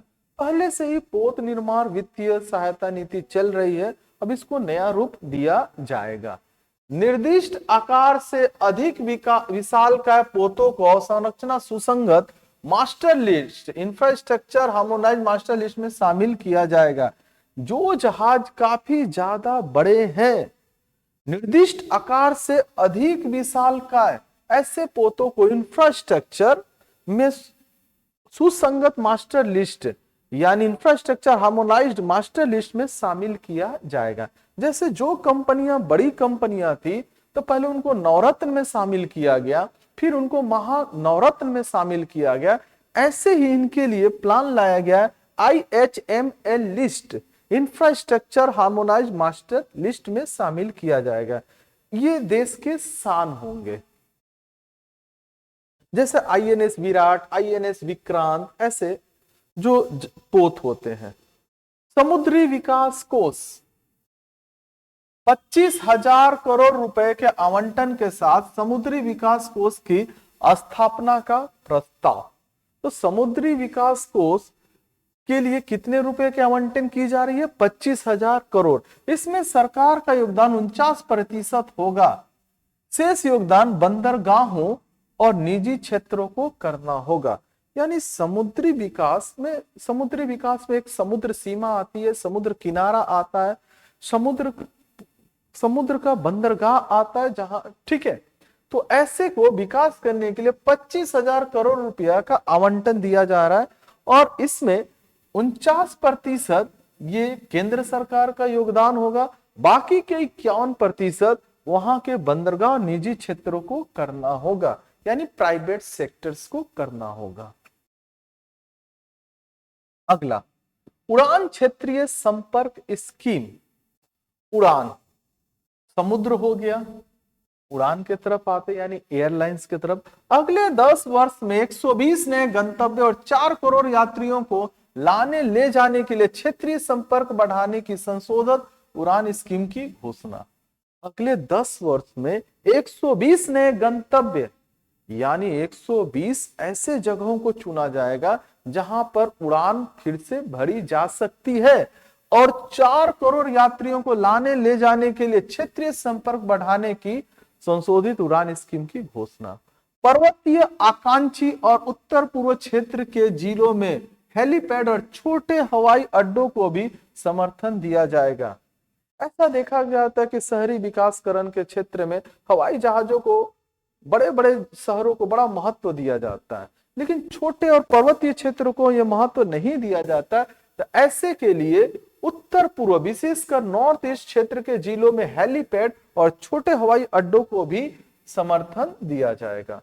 नॉर्थ ईस्ट के साथ साथ पर्वतीय क्षेत्र में भी हेलीपैड, जहां पर हेलीकॉप्टर उतर सकता है, छोटे हवाई अड्डों को भी समर्थन दिया जाएगा। बिहार में ग्रीनफील्ड एयरपोर्ट, बिहार के लिए तीसरा स्कीम है। बिहार में ग्रीन पटना एयरपोर्ट और बिहटा में ब्राउनफील्ड एयरपोर्ट की क्षमता के विस्तार के अलावा बिहार में ग्रीनफील्ड एयरपोर्ट की घोषणा। बिहार में ग्रीन पटना एयरपोर्ट, ठीक है, और बिहटा में ब्राउनफील्ड एयरपोर्ट की क्षमता के विस्तार के अलावा, यानी ऑलरेडी बिहार में पटना एयरपोर्ट को ग्रीन एयरपोर्ट में रखा गया और बिहार के ही जगह में बिहटा को ब्राउनफील्ड एयरपोर्ट में उसकी भी क्षमता में विस्तार के अलावा बिहार में और ग्रीनफील्ड एयरपोर्ट बनाने की योजना। ग्रीनफील्ड हवाई अड्डे क्या होते हैं? ग्रीनफील्ड हवाई अड्डों का निर्माण आमतौर पर उन क्षेत्रों में किया जाता है जहां हवाई यातायात की मांग बढ़ रही है और मौजूदा हवाई अड्डे की क्षमता से अधिक है। इन हवाई अड्डों का डिजाइन और निर्माण आधुनिक आवश्यकताओं और तकनीकी के अनुसार किया जाता है। इसे एयरपोर्ट पर्यावरण के अनुकूल माने जाते हैं। ग्रीन कहने का मतलब हमेशा याद रखिएगा, ठीक है, वो हमेशा पर्यावरण के अनुकूल होंगे, ठीक है, पर्यावरण के अनुकूल होंगे। तो बिहार में पहले से ही पटना एयरपोर्ट को ग्रीन एयरपोर्ट की दर्जा दी जा चुकी है और बिहटा को ब्राउन एयरपोर्ट की दर्जा दी जा चुकी है। ग्रीन से नीचे स्तर होता है ब्राउन, मतलब इन सुविधाओं से थोड़ा कम सुविधा प्रदान करने वाला ब्राउन एयरपोर्ट फील्ड होता है। इन दोनों की क्षमता में तो विस्तार किया ही जाएगा, इसके अलावा अलग से ग्रीन फील्ड बनाने की संभावना है।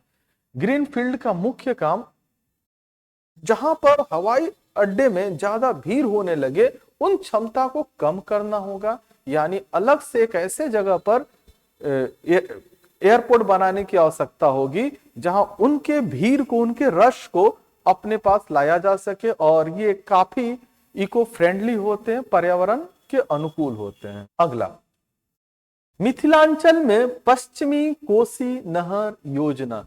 मिथिला अंचल में पश्चिमी कोसी नहर योजना, बिहार में पश्चिमी कोसी नहर ERM परियोजना के लिए वित्तीय सहायता प्रदान की जाएगी।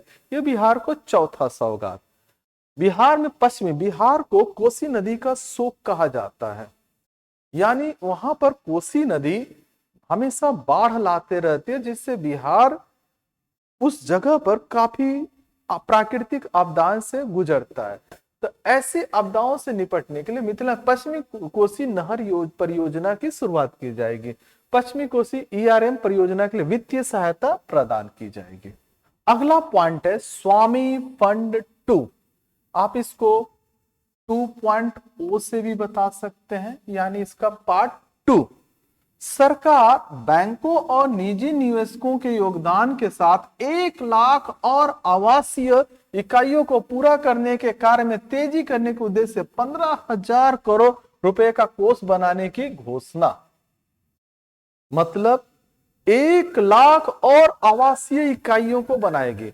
जैसा कि हम लोग जानते हैं कि प्रधानमंत्री आवास योजना में लोगों को ऋण दिया जा रहा है, लोगों को पैसा दिया जा रहा है ताकि वो अपनी आवास योजना अपने लिए अपना घर बना सके। तो ऐसे 1 लाख और आवासीय इकाइयों की बनाने की उम्मीद रखी गई है, जिसको में कार्य को तेजी से करने के लिए 15,000 करोड़ रुपए का कोष बनाने की घोषणा है। यानी यहां से प्रश्न बन जाता है स्वामी फंड 2 में कितने और आवासीय योजनाओं को शामिल किया गया है? तो उत्तर हो जाएगा 1 लाख।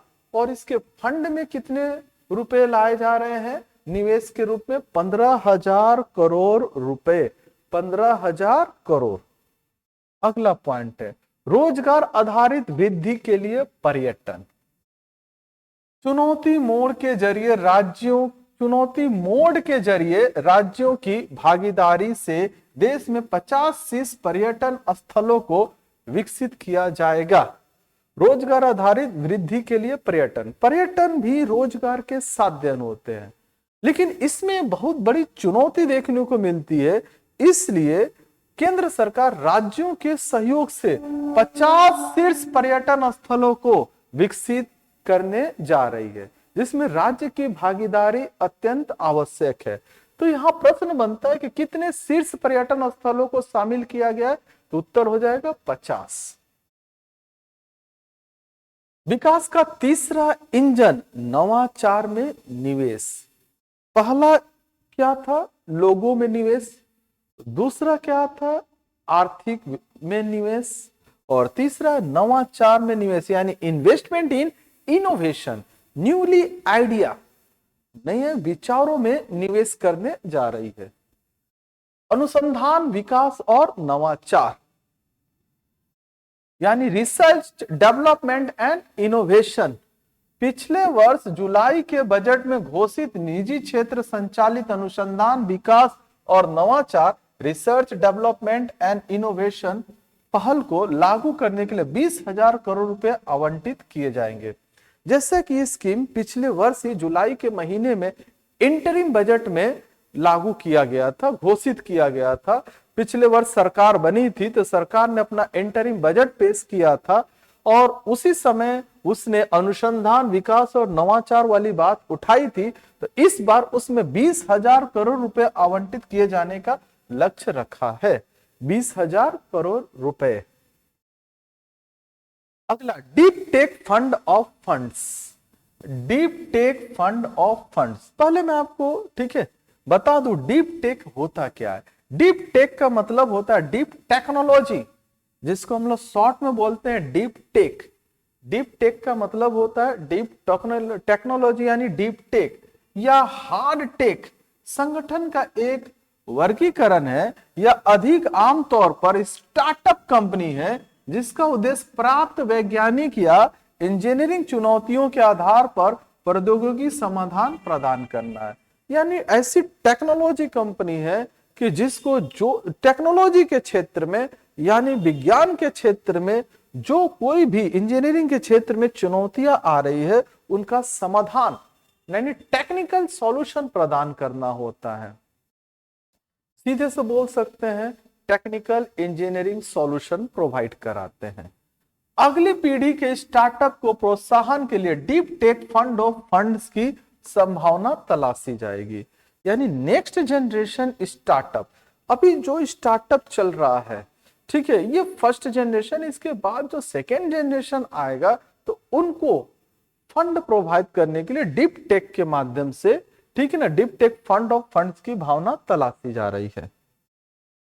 प्रधानमंत्री अनुसंधान फेलोशिप यानी रिसर्च फेलोशिप प्रोग्राम, और उस प्रोग्राम का नाम होगा प्रधानमंत्री अनुसंधान फेलोशिप।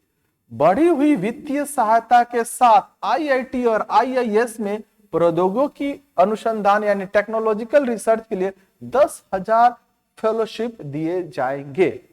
जो व्यक्ति आईआईटी में पढ़ाई कर रहे हैं, इंडियन इंस्टीट्यूट ऑफ टेक्नोलॉजी या IIS, Indian institute of statistics, इनमें जो पढ़ाई कर रहे ऐसे व्यक्तियों को प्रधानमंत्री अनुसंधान फेलोशिप के माध्यम से ऐसे 10,000 व्यक्तियों को फेलोशिप यानी स्कॉलरशिप जैसा ही होता है, जो बड़े चीज को करते हैं उनको फेलोशिप यानी रिसर्च जो करते हैं उनको फेलोशिप में रखा जाता है। तो ऐसे 10,000 लोगों को फेलोशिप दिया जाएगा यानी पीएचडी करने का मौका दिया जाएगा। उनको आगे की पढ़ाई किस क्षेत्र से जुड़े हुए को आईआईटी और आईआईएस।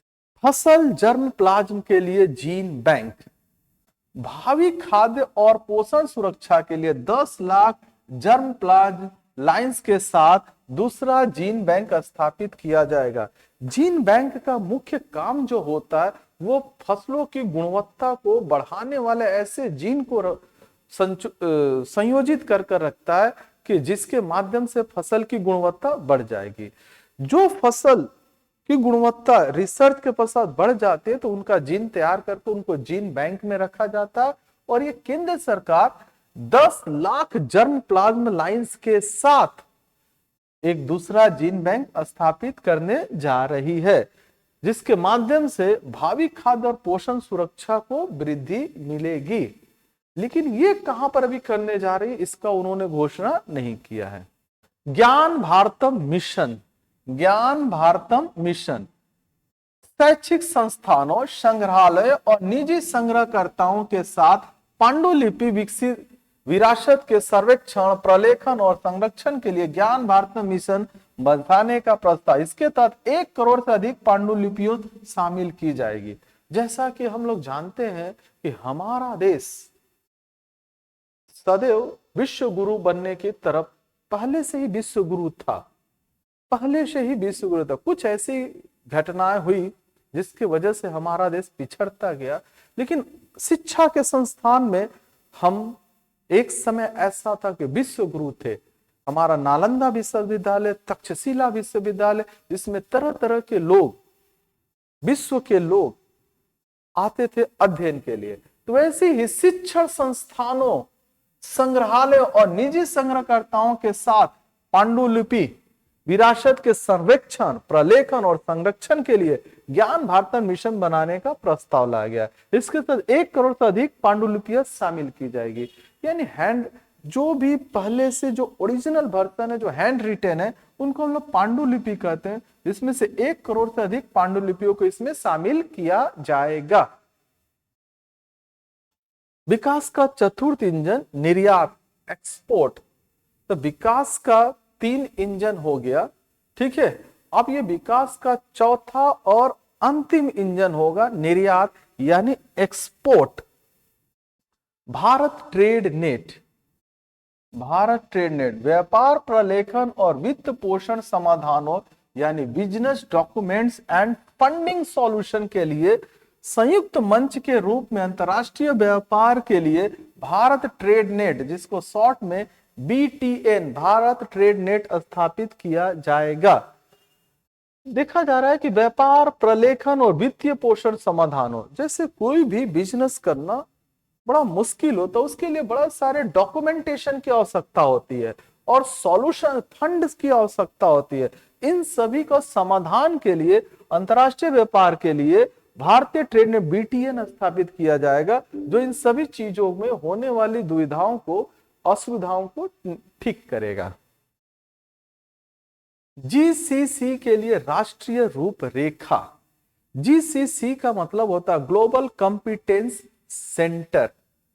उभरते टियर 2 यानी सेकेंड स्टेज शहरों में और वैश्विक क्षमता केंद्रों यानी ग्लोबल कॉम्पिटेंस सेंटर्स को प्रोत्साहन देने के लिए राज्यों के मार्गदर्शक के रूप में राष्ट्रीय रूपरेखा तैयार की जाएगी। यानी जो टियर 2 लेवल के शहर है, जो विश्व को कॉम्पिटेंस दे सकते हैं, उनको विश्व को में उनकी एक पहचान है, उनको और प्रोत्साहन देने के लिए राज्यों के मार्गदर्शन के रूप में राष्ट्रीय रूपरेखा तैयार की जाएगी। वैश्विक क्षमता केंद्र यानी GCC, जिन्हें वैश्विक इन हाउस सेंटर या कैप्टिव GIC भी कहा जाता है, वे अपतटीय सुविधाएं हैं जिन्हें व्यवसाय और पेशेवर घरानों द्वारा अपने मूल संगठनों को सेवाओं की एक श्रृंखला प्रदान करने के लिए स्थापित किया जाता है। यानी इनका मुख्य काम होता है अपने मूल संगठन को जो भी सुविधा है एक श्रृंखला प्रदान करने के लिए स्थापित किया जाता है। फ्यूल के रूप में सुधार, वित्तीय क्षेत्र सुधार और विकास, भाग 1। अब अभी तक तो इंजन के रूप में था, तो इंजन को चलाने के लिए फ्यूल की आवश्यकता होती है किसी भी इंजन को। अब ये फ्यूल क्या है, ठीक है ना। तो फ्यूल के रूप में सुधार, वित्तीय क्षेत्र सुधार और विकास, भाग 1। बीमा क्षेत्र में FDI का मतलब होता है foreign direct investment, foreign direct investment. Bharat में संपूर्ण प्रीमियम का निवेश करने वाली कंपनियों के लिए बीमा क्षेत्र में FDI की सीमा 74 से बढ़ाकर 100% की जाएगी। भारत में संपूर्ण प्रीमियम का निवेश करने वाली कंपनियों के लिए बीमा क्षेत्र में FDI यानी फॉरेन डायरेक्ट इन्वेस्टमेंट की सीमा पहले 74% थी, अब 100% तक की जा सकती है। FDI का पूरा नाम फॉरेन डायरेक्ट इन्वेस्टमेंट और किसी विदेशी संगठन में स्वामित्व हिस्सेदारी खरीदने की प्रक्रिया या कार्य को संदर्भित करता है। किसी विदेशी संगठन में स्वामित्व हिस्सेदारी खरीदने की प्रक्रिया कार्य को संदर्भित करता है। यानी पहले यह 74% था, अब ये क्या हो सकता है, 100% हो सकता है। एनबीएफआईडी द्वारा क्रेडिट वृद्धि सुविधा, एनबीएफआईडी द्वारा क्रेडिट वृद्धि सुविधा। एनबीएफआईडी अवसंरचना के लिए कारपोरेट बोर्ड के उद्देश्य से आंशिक ऋण वृद्धि सुविधा स्थापित करेगा। एक्चुअली होता है एनएबीएफआईडी की स्थापना 2021 में संसद के अधिनियम यानी national bank for financing infrastructure and development act 2021, national bank for, NA for national, B for bank, F for financing, I for infrastructure and D for development act के तहत 2021 में की गई थी। एक प्रश्न बनता है एनएबीएफआईडी की स्थापना कब की गई थी, तो उत्तर होगा 2021, जिसका मुख्य उद्देश्य बुनियादी ढांचों के विकास के लिए दीर्घकालिक और गैर आश्रित वित्त में अंतरकाल को दूर करना है। जो अधिक दिनों तक फिनांस था और जो थोड़े समय के लिए, तो उसके अंतर को दूर करना। भारत में ब्रांड और डेरिवेटिव बाजारों के विकास को मजबूत करना और देश की अर्थव्यवस्था को अस्थायी रूप से बढ़ावा देना था। यहां से एक प्रश्न बन सकता है एनएबीआईएफडी का फुल फॉर्म क्या है, इसकी स्थापना कब की गई थी। अगला, ग्रामीण क्रेडिट स्कोर। सार्वजनिक क्षेत्र के bank SHG self help group सदस्यों और ग्रामीण क्षेत्रों के लोगों की ऋण आवश्यकताओं को पूरा करने के लिए ग्रामीण क्रेडिट स्कोर फ्रेमवर्क विकसित करेंगे। यानी सार्वजनिक क्षेत्र के जो बैंक है वो सेल्फ हेल्प ग्रुप सदस्यों और ग्रामीण क्षेत्रों के लोगों को ऋण दिया जाए, तो उसके लिए ग्रामीण क्रेडिट स्कोर की आवश्यकता होगी, जिसके माध्यम से तय किया जाएगा कि किसको कितना ऋण दिया जा सकता है। इसको ये फ्रेमवर्क को विकसित करेंगे। राज्यों का निवेश अनुकूल सूचकांक। प्रतिस्पर्धी समन्वित संघवाद कॉम्पिटेंस कोऑर्डिनेटेड फेडरलिज्म की भावना को आगे बढ़ाने के लिए वर्ष 2025 में राज्यों का निवेश अनुकूल सूचकांक शुरू किया जाएगा। मतलब किस राज्य में कितना निवेश हो रहा है, कौन सा राज्य अपने राज्य में कितना का निवेश कर रहा है, केंद्र सरकार कितना का निवेश कर रही है, उसका एक इंडेक्स तैयार किया जाएगा। पता चलेगा कि किस राज्य का इंफ्रास्ट्रक्चर में कितना निवेश किया गया है। इससे राज्य की मान सम्मान में वृद्धि आएगी। इससे पता चलेगा कि प्रत्येक राज्य को का स्थान कहां है। फ्यूल के रूप में सुधार, वित्तीय क्षेत्र सुधार और विकास भाग 2।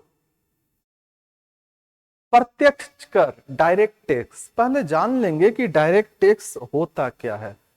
प्रत्यक्ष कर एक प्रकार का कर है जो व्यक्ति सीधे सरकार को देता है, जैसे आयकर यानी इनकम टैक्स, मतदान कर पोल टैक्स, भूमि कर लैंड टैक्स और व्यक्तिगत संपत्ति कर यानी पर्सनल प्रॉपर्टी टैक्स।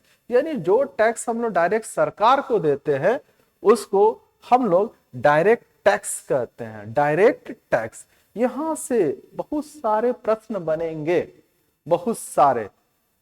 ऐसे प्रत्यक्ष करों की गणना करदाता की भुगतान करने की क्षमता के आधार पर की जाती है, जिसका अर्थ है कि उनकी भुगतान करने की क्षमता जितनी अधिक होगी उनका कर उतना ही अधिक होगा। यानी जिसकी क्षमता भुगतान करने की जितनी ज्यादा होगी यानी उसका कर भी उतना ही अधिक होगा, टैक्स भी उतना ही अधिक होगा। कहने का मतलब भुगतान करने की क्षमता अधिक कैसे होगी, उतना हम इनकम करेंगे तभी जाकर भुगतान करने की क्षमता अधिक होगी। अन्य उदाहरण में स्थानांतरण कर यानी ट्रांसफर टैक्स, पात्रता कर यानी इंटाइटलमेंट टैक्स, संपत्ति कर वेल्थ टैक्स, पूंजीगत लाभ कर कैपिटल गेन्स टैक्स। आपसे यहां से भी प्रश्न बन सकता है इकोनॉमिक्स से कि इनमें से कौन सा टैक्स डायरेक्ट टैक्स है और कौन सा टैक्स डायरेक्ट टैक्स नहीं यानी इनडायरेक्ट टैक्स है।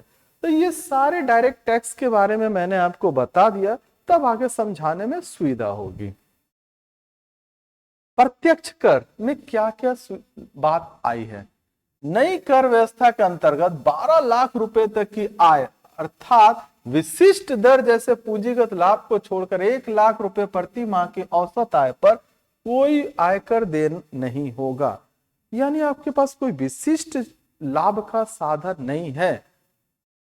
विशिष्ट कहने का मतलब winning from lottery, winning from race course, winning from आप बोल सकते हैं कि केबीसी, ये सबको अगर छोड़ दिया जाए तो आपके पास 12 लाख रुपए तक की सालाना आय यानी मासिक हो गया 1 लाख, तो वो टैक्सेबल नहीं होगा, उस पर किसी प्रकार का टैक्स नहीं होगा। ऐसी व्यवस्था में प्रावधान है। वेतन भोगी कर दाताओं के लिए यह सीमा 75,000 रुपए की मानक कटौती के कारण 12.75 लाख रुपए होगी। अगर वेतन पाते हैं तो 12.75 लाख रुपए तक ये जा सकती है। यह नई संरचना मध्यम वर्ग के करों को काफी कम करेगी और घरेलू उपयोग, बचत तथा निवेश को बढ़ावा देने के लिए उनके पास अधिक धनराशि उपलब्ध होगी। अब ये गवर्नमेंट ने जो टैक्स स्कीम लेकर आया है वो स्कीम क्या है? इससे क्या होगा कि मध्यम वर्ग के करों को काफी कम कर देगी। ये मिडिल क्लास लोग भी काफी ज्यादा टैक्स पे कर देते थे, जिनकी वजह से वो घरेलू उपयोग, बचत तथा निवेश को बढ़ावा नहीं दे पाते थे। अब उनके पास अधिक मात्रा में धनराशि उपलब्ध होगी। नया आयकर विधेयक भी अध्याय और शब्दों दोनों की दृष्टि से सुस्पष्ट और प्रत्यक्ष होगा। यह करदाताओं को कर प्रशासन के लिए समझने में आसान होगा, जिससे कर सुनिश्चित आएगी और मुकदमेबाजी कम होगी। ऐसा देखा जाता है कि जैसे जैसे हम लोग इनकम टैक्स वगैरह फाइल करते हैं उसमें कई तरह की प्रावधान दिखाई देते हैं, कई तरह की उसमें नियमों का पालन करना पड़ता है, कई तरह की फॉर्मेलिटीज होती है, जिससे बड़ा प्रॉब्लम राइज होता है और जिसके वजह से मुकदमाबाजी भी बहुत सारे होने लगते हैं। इसलिए अब इसको सरल बनाया गया है ताकि ये मुकदमाबाजी न हो। प्रत्यक्ष करों में लगभग 1 लाख करोड़ रुपए का परित्याग होगा। यानी इस चीज को लाने से गवर्नमेंट को 1 लाख करोड़ रुपए का नुकसान हो सकता है। यानी गवर्नमेंट 1 लाख करोड़ रुपए की छूट दे रही है। यानी पहले अगर गवर्नमेंट को 10 लाख करोड़ रुपया मिलता था प्रत्यक्ष कर से, तो अब उसको 1 लाख करोड़ 9 लाख करोड़ रुपए ही मिलेंगे। आगे संशोधित कर संरचना, जैसे क्या होगा, 0 से 4 लाख रुपए तक का अगर इनकम है आपको तो 0, 4 से 8 लाख तक वो हो जाएगा 5% और 8 से 12 लाख रुपए तक ये हो जाएगा 10%। ऐसा देखा जा रहा है कि 12 लाख तक आते आते आपका 10% जो हो जा रहा है, ठीक है ना। ये कैसे हो रहा है कि 12 लाख तक तो आपको छूट मिल जा रहा है, उसके बाद जो छूट के बाद अगर आपको मिल रहा है तो जैसे आपको 5%, 10%, 12 से 16 लाख रुपए 15%, 16 से 20 लाख रुपए 20%, 20 से 24 लाख रुपए 25% और 24 लाख रुपए से अधिक तो 30%। जैसा कि आपने यहां देखा है कि 12 लाख रुपए तक की आय, ठीक है ना, वहां तक आपको आयकर देना नहीं होगा। तो 12 लाख तक अगर हम कैलकुलेशन करते हैं वहां तक हमको आयकर देना नहीं होता।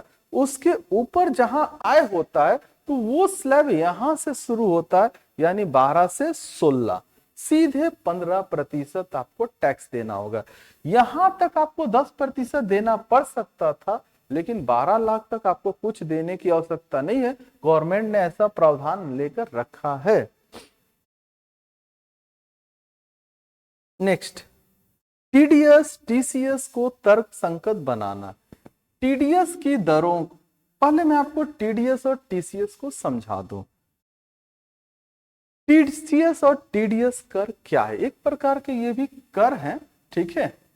टीसीएस का मतलब होता है टैक्स कलेक्टेड एट सोर्स, स्रोत पर कर संग्रह को संदर्भित करता है, जबकि TDS tax deducted at source पर कटौती के लिए है।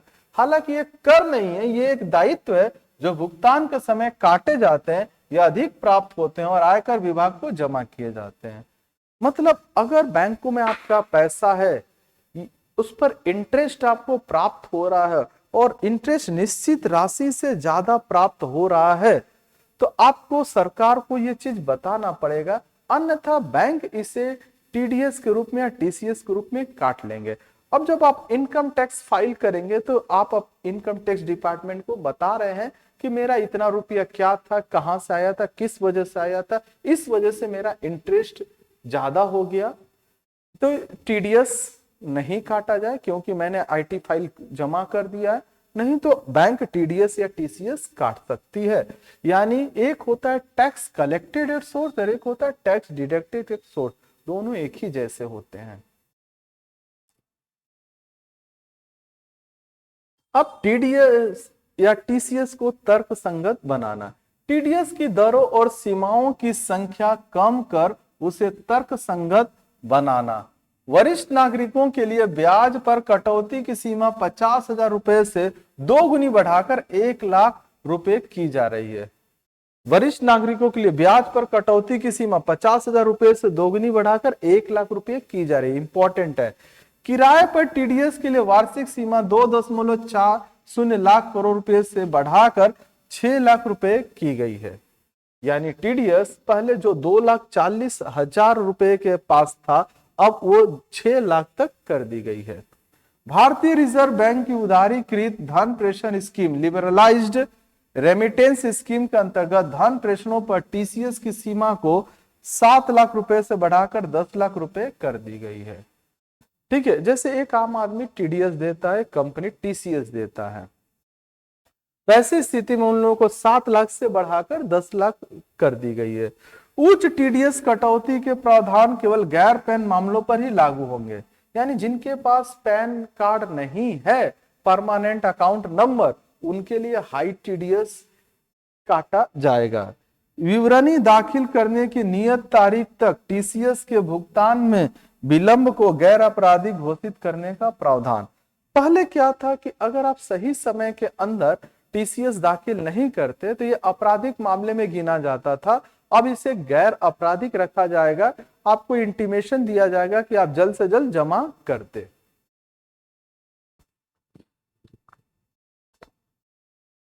अनुपालन बोझ को कम करना, छोटे धर्मार्थ न्यासों संस्थाओं को पंजीकृत अवधि बढ़ाकर 5 वर्ष से 10 वर्ष कर ऐसी संस्थाओं के अनुपालन संबंधी बोझ को कम किया जाएगा।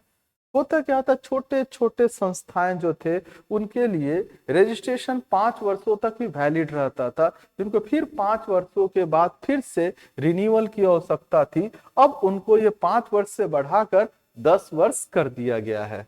करदाताओं को अपने स्वामित्व वाली संपत्तियों के लिए शून्य वार्षिक मूल्य का दावा बिना किसी शर्त के ऐसी 2 संपत्तियों की लाभ की अनुमति का प्रस्ताव। करदाताओं को अपने स्वामित्व वाली संपत्तियों के लिए, जैसे किसी संपत्ति पर हमारा अधिकार है और उस पर शून्य वार्षिक मूल्य का दावा बिना किसी शर्त के ऐसे 2 संपत्तियों की लाभ की अनुमति का प्रस्ताव, मतलब हमारी संपत्ति से हमें कोई लाभ नहीं हो रहा, ऐसे 2 संपत्ति हम इनकम टैक्स डिपार्टमेंट में दिखा देंगे। जैसे संपत्ति है, जैसे घर है, जमीन है, तो हम खेती बाड़ी कर सकते हैं, हम भाड़े पर दे सकते हैं, इससे लाभ अर्जित कर सकते हैं। लेकिन अगर लाभ अर्जित नहीं हो रहा है, यानी हम 0 प्रॉफिट दिखाकर ऐसे 2 संपत्तियों से इनकम टैक्स में छूट पा सकते हैं। स्टार्टअप के निगमन का विस्तार, 1/4/2030 से पहले निगमित होने वाले भारतीय स्टार्टअप इकोसिस्टम को 5 वर्षों तक अवधि का विस्तार कर स्टार्टअप लाभ प्रदान किए गए हैं। जिनका रजिस्ट्रेशन 1/4/2030 के पहले हो जा रहा है तो उनको 5 वर्षों तक स्टार्टअप के लिए लाभ जो भी दिया जा रहा है वो लाभ प्रदान किया जाएगा। अगला, वैकल्पिक निवेश निधियां AIF, श्रेणी 1 और श्रेणी 2 AIF अवसंरचना को ऐसे ही अन्य क्षेत्रों में निवेश निकायों को प्रतिभूतियां सिक्योरिटीज से होने वाले लाभों पर कराधान की निश्चितता प्रदान करने का प्रस्ताव किया गया है। सबसे पहले में जानना होगा AIF क्या है। कृषि अवसंरचना कोष, एग्रीकल्चरल इंफ्रास्ट्रक्चर फंड एक माध्यम दीर्घकालिक ऋण वित्त पोषण सुविधा है जिसका उपयोग ब्याज अनुदान और ऋण गारंटी के माध्यम से फसलों उपरांत प्रबंधन, अवसंरचना और सामुदायिक कृषि परिसंपत्तियों के लिए व्यवहार कार्य परियोजनाओं में निवेश के लिए किया जाता है। AIF ये सिक्योरिटीज है, जैसे शेयर्स एंड डिवेंचर्स होते हैं उसी प्रकार से सिक्योरिटीज होते हैं कि इनके माध्यम से एग्रीकल्चर में निवेश किया जाता है। सॉवरेन और पेंशन निधियों के लिए निवेश तिथि का विस्तार। सॉवरेन वेल्थ फंड और पेंशन निधियों द्वारा अवसंरचना क्षेत्र में वित्त पोषण को बढ़ावा देने के लिए निवेश करने की तारीख 5 वर्ष बढ़कर 31 मार्च 2030 करने का प्रस्ताव है। सॉवरेन वेल्थ फंड SWF या सॉवरेन इन्वेस्टमेंट फंड एक राज्य के स्वामित्व वाला निवेश फंड है जो स्टॉक, बॉन्ड, रियल एस्टेट, कीमती धातुओं जैसी वास्तविक और वित्तीय परिसंपत्तियों या निजी इक्विटी फंड या हेज फंड जैसे वैकल्पिक निवेशों में निवेश करता है। सॉवरेन वेल्थ फंड वैश्विक स्तर पर निवेश करते हैं। ये राज्यों की व्यवस्था है। यहां से पूछ सकता है सॉवरेन वेल्थ फंड का काम क्या है। सॉवरेन इन्वेस्टमेंट फंड क्या है? एक राज्य के स्वामित्व मतलब इसका अधिकार राज्य के पास है, जो स्टॉक, बॉन्ड, रियल एस्टेट, कीमती धातुओं जैसे वास्तविक और वित्तीय परिसंपत्तियों, निजी इक्विटी फंड या हेज फंड जैसे वैकल्पिक निवेशों में निवेश करता है। अप्रत्यक्ष कर। अभी तक हम लोगों ने डायरेक्ट टैक्स पढ़ा है, अब हम लोग आते हैं इनडायरेक्ट टैक्स में अप्रत्यक्ष कर। अप्रत्यक्ष कर मूल रूप से ऐसे कर होते हैं जिन्हें किसी अन्य इकाई या व्यक्ति पर लगाया जा सकता है या आमतौर पर निर्माता या आपूर्तिकर्ता पे लगाए जाते हैं। अन्य तौर पर मुख्य रूप से बात की आमतौर पर निर्माता या आपूर्तिकर्ता पे लगाया जाता है जो फिर उपभोक्ता पर कर लगाते हैं और वही निर्माता या आपूर्तिकर्ता उपभोक्ता पर लगाते हैं। अप्रत्यक्ष कर का सबसे आम उदाहरण सिगरेट और शराब पर उत्पाद शुल्क यानी एक्साइज ड्यूटी है। मूल्यवर्धित कर यानी वैल्यू एडेड टैक्स वैट जिसको भी कहते भी अप्रत्यक्ष कर का एक उदाहरण है। GST भी इसी का उदाहरण है। गुड्स एंड सर्विसेज टैक्स अप्रत्यक्ष कर। अन्य उदाहरण बिक्री कर, सेल्स टैक्स, उत्पाद शुल्क, एक्साइज ड्यूटी, सीमा शुल्क, कस्टम्स ड्यूटी, गैस कर, गैस टैक्स। यानी जो डायरेक्ट आपके इनकम से जुड़े रहते हैं वो होते हैं इनकम टैक्स या फिर डायरेक्ट टैक्स, और जो आपके प्रोडक्शन से जुड़े रहते हैं, प्रोडक्टिविटी से जुड़े रहते हैं, उसको हम लोग कहते हैं इनडायरेक्ट टैक्स। अब इसके बारे में औद्योगिक वस्तुओं के सीमा शुल्क ढांचे का युक्तिकरण। केंद्रीय बजट 2025-26 के प्रस्ताव में 7 टैरिफ दरों को हटाने का प्रस्ताव किया गया है। यह 2023-24 के बजट में हटाई गई 7 टैरिफ दरों के अतिरिक्त है। यानी 23-24 में भी 7 टैरिफ दरों को हटाया गया था 23-24 में। उसके बाद 25-26 में भी 7 और टैरिफ दरों को हटाया जा रहा है। इसके बाद शेष बची टैरिफ दरें शून्य दर सहित 8 रह जाएंगी। तो पूछा जाएगा कि 2025-26 के बजट में और कितने टैरिफ दरों को हटाया गया? उत्तर हो जाएगा 7। अब कितनी बची रह गई है? 8। अब कुल बच गई है टैरिफ दरें 8। मोटे तौर पर प्रभावी शुल्क दायित्व बनाए रखने के लिए कुछ मदों जहां ऐसा दायित्व मामूली रूप से कम होगा को छोड़कर उपयुक्त कर लगाने का प्रस्ताव है। एक से अधिक उपकर अथवा अधिभार न लगाने का प्रस्ताव। उपकर के अधीन 82 टैरिफ लाइनों पर समाज कल्याण अधिभार से छूट दी जाएगी। टैरिफ दर क्या है? माल के आयात पर सीमा शुल्क को टैरिफ कहा जाता है। अगर हम कोई सामान मंगाते हैं एक जगह से दूसरे जगह तो उस पर जो सीमा शुल्क यानी एक्साइज ड्यूटी लगती है उसकी निगरानी के लिए, तो उसको हम लोग क्या कहते हैं? टैरिफ दर। टैरिफ स्थानीय रूप से उत्पादित वस्तुओं को आयातित समान वस्तुओं की तुलना में मूल्य लाभ देते हैं और वे सरकार के लिए राजस्व बढ़ाते हैं। जैसे हम एक जगह से दूसरे जगह सामान लाए तो उस सामान के, जैसे हम नदी मार्ग से लाए तो समुद्र मार्ग से लाए तो उसकी रक्षा हमारी कोस्ट गार्ड इंडियन नेवी करती है। हवा मार्ग से लाए तो इसकी रक्षा हमारी एयरफोर्स वगैरह करते हैं, लोग उनके जवान करते हैं। तो इसके लिए एक टैक्स लिया जाता है, वो एक प्रकार का एक्साइज ड्यूटी होता है जो टैरिफ के नाम से जाना जाता है। अप्रत्यक्ष करों में 2600 करोड़ रुपए के राजस्व का परित्याग होगा और औषधि दवाओं के आयात पर रहा। मतलब क्या, अप्रत्यक्ष करों में 2600 करोड़ रुपए राजस्व का परित्याग होगी, यानी 2600 करोड़ रुपए की छूट होगी। 36 जीवन रक्षक औषधियों और दवाओं को बुनियादी सीमा शुल्क से पूरी तरह छूट, पूरी, यानी 36 जीवन रक्षक, ऐसी 36 दवाइयां जो जीवन रक्षा दे सकती है, जीवन को बचा सकती है, उनको एक्साइज ड्यूटी से छूट दिया गया। इसी से इतना बड़ा सरकार को नुकसान झेलना पड़ेगा। 6 जीवन रक्षक दवाएं 5% के रियायती सीमा शुल्क दवा में शामिल।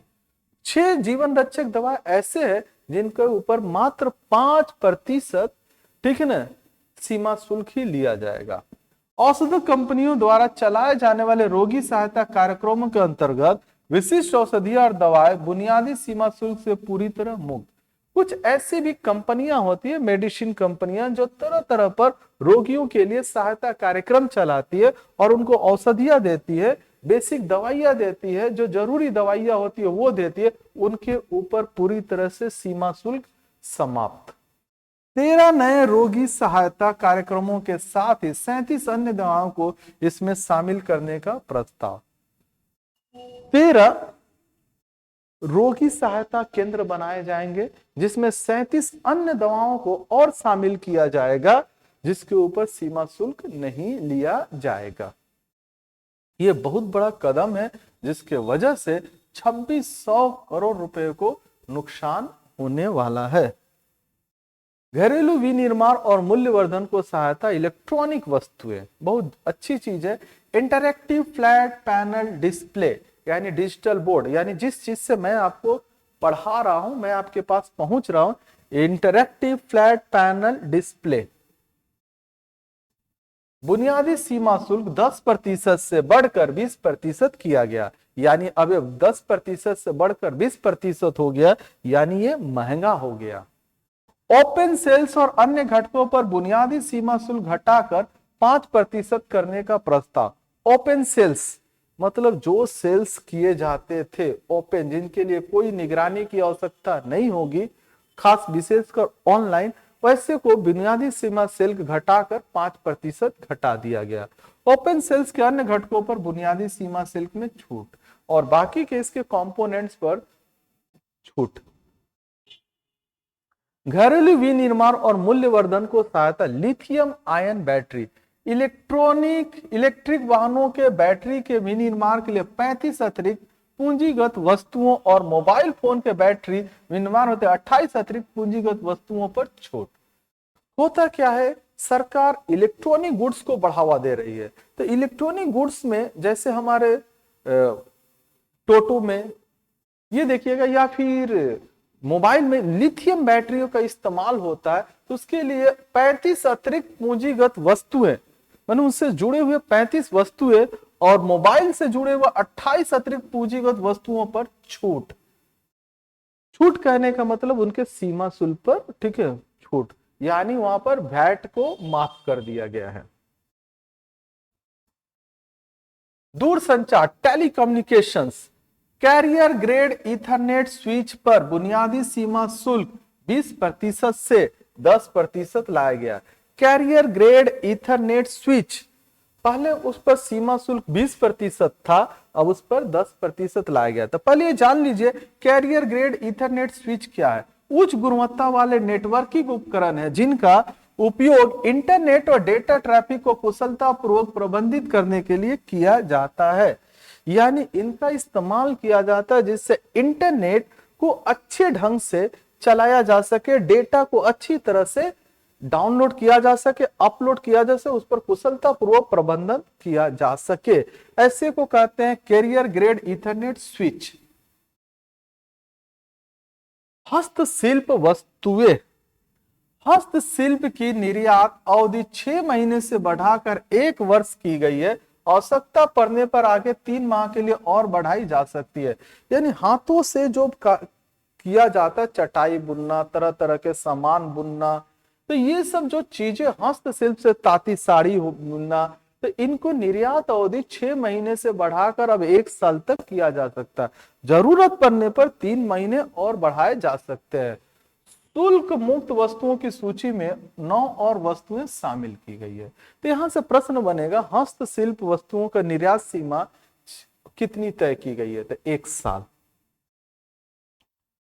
चमड़े की वस्तुएं, ये बहुत इंपॉर्टेंट चीज है। चमड़े की वस्तुएं, वेट ब्लू लेदर पर बुनियादी सीमा शुल्क में पूर्ण छूट। वेट ब्लू लेदर पर सीमा शुल्क पूरी तरह से छूट। लेदर को 20% निर्यात शुल्क से छूट। पहले उस पर निर्यात शुल्क 20% होता था। क्रश लेदर विदेश में जब भेजा जाता था तो निर्यात शुल्क उस पर काफी ज्यादा लगता था, उस पर 20% छूट, जिससे सामान सस्ती हो जाएगी, इसका निर्यात ज्यादा से ज्यादा मात्रा में हो सकता है। वेट ब्लू का मतलब नम क्रोम टैंड लेदर से है। नम मतलब नमी से मुक्त, क्रोम टैंड लेदर से। इस चरण में क्या होता है, चमड़े को टैन किया जाता है, यानी चमड़ा निकाला जाता है, लेकिन ना तो सुखाया जाता और न ही रंगा जाता और न ही फिनिश किया जाता है। ना तो चमड़ा जो होता है नम रहता है, इसमें चमड़े को निकाल तो लिया जाता है, लेकिन इसको ना तो सुखाया जाता, न ही रंगा जाता और न ही फिनिश किया जाता। नीला रंग Chrome tanning agent chromium 3 oxide द्वारा निर्मित होता है। नीला रंग Chrome tanning agent chromium 3 oxide द्वारा निर्मित होता है, जो नीला होता है और टैनिंग के बाद चमड़े में समा जाता है, जिसके वजह से इसका नाम वेट ब्लू पड़ जाता है, वेट ब्लू लेदर। नम होने की वजह से वेट और नीला रंग होने की वजह से ब्लू।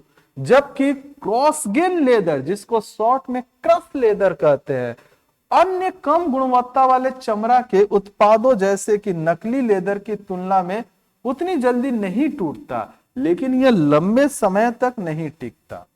ये ऐसा होता है कि लंबे समय तक टिकने वाला नहीं होता है, लेकिन फिर भी अच्छा खासा चलता है। क्रॉस ग्रेन प्रक्रिया के परिणाम स्वरूप चमड़े की कठोरता का मतलब है कि यह आसानी से फटने की संभावना अधिक है। जो चमड़ा लचीला होगा तो वो कम फटेगा, जो चमड़ा ज्यादा कठोर होगा वो जल्दी फटेगा। जो चमड़ा ज्यादा कठोर होगा, इसको क्रॉस ग्रेन प्रक्रिया से बनाया जाता है, इसलिए इसको क्रश लेदर कहते हैं। यह ज्यादा टिकाऊ नहीं होता है।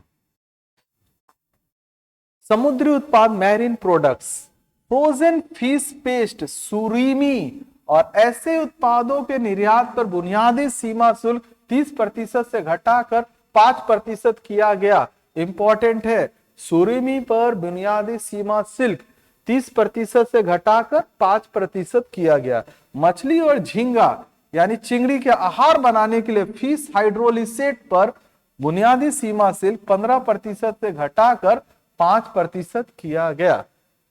तरह तरह के मछली और झींगा के आहार बना, जिसमें फिश हाइड्रोलिसेट बोलकर केमिकल दिया जाता है, जिस पर 15% से घटाकर 5% किया गया, ताकि मछली व्यवसाय में लोगों को फायदा मिले। सुरमी का शाब्दिक अर्थ है मछली का पीसा हुआ पेस्ट। ये जो फ्रोजन फिश पेस्ट यानी सुरमी, और गर्दरे में हम सुनिश्चित करते हैं कि हमारी सभी मछलियां प्राकृतिक और समुद्र में पकड़ी गई हो। व्यापार सुविधा, प्रोविजनल कर निर्धारण की समय सीमा। प्रोविजनल कर पहले किसके समय सीमा, प्रोविजनल मतलब हम कुछ समय के लिए ले सकते हैं। व्यवसाय प्रोविजनल कर निर्धारण को अंतिम रूप देने के लिए 2 वर्ष की समय सीमा तय करने का प्रस्ताव, जिसे 1 वर्ष के लिए बढ़ाया जा सकता है। अब ये समय सीमा 2 वर्ष के लिए, जरूरत पड़ने पर इसे 1 वर्ष और बढ़ाया जा सकता है। अंतिम, स्वैच्छिक अनुपालन। आयातक तथा निर्यातक की सुविधा के लिए माल की मंजूरी के बाद स्वेच्छा से महत्वपूर्ण तत्वों की घोषणा कर सकते हैं और जुर्माने के बिना ब्याज सहित शुल्क का भुगतान कर सकते हैं। आयातक मतलब जो आयात करते हैं, इंपोर्ट करते हैं। निर्यातक यानी जो एक्सपोर्ट करते हैं। सुविधा के लिए माल की मंजूरी के बाद स्वेच्छा से महत्वपूर्ण तथ्यों की घोषणा कर सकते हैं और जुर्माने के बिना ब्याज सहित शुल्क का भुगतान कर सकते हैं। तो यहां पर 2025-26 केंद्रीय बजट, जो कि हमारी फिनांस मिनिस्टर माननीय श्रीमती निर्मला सीतारमण जी ने पेश किया था, उसके विशेष अंश और उसके एनालिसिस को मैंने आपके सामने रखा। कोशिश तो किया हूं कि जितना ज्यादा हो सके आपको कम शब्दों में समझा सकूं। उम्मीद है आपको पसंद आएगा। कोशिश कीजिएगा कि इसे ज्यादा से ज्यादा बार पढ़ने की, क्योंकि इस परीक्षाओं में इससे महत्वपूर्ण प्रश्न बनेंगे, इसी से महत्वपूर्ण प्रश्न बनेंगे। बार बार रिवीजन जरूरी है। जब भी कोई परीक्षा हो तो इसे एक बार जरूर पढ़कर जाइएगा, एक बार जरूर देख कर जाइएगा। देखिएगा इसी से प्रश्न लड़ेंगे। धन्यवाद।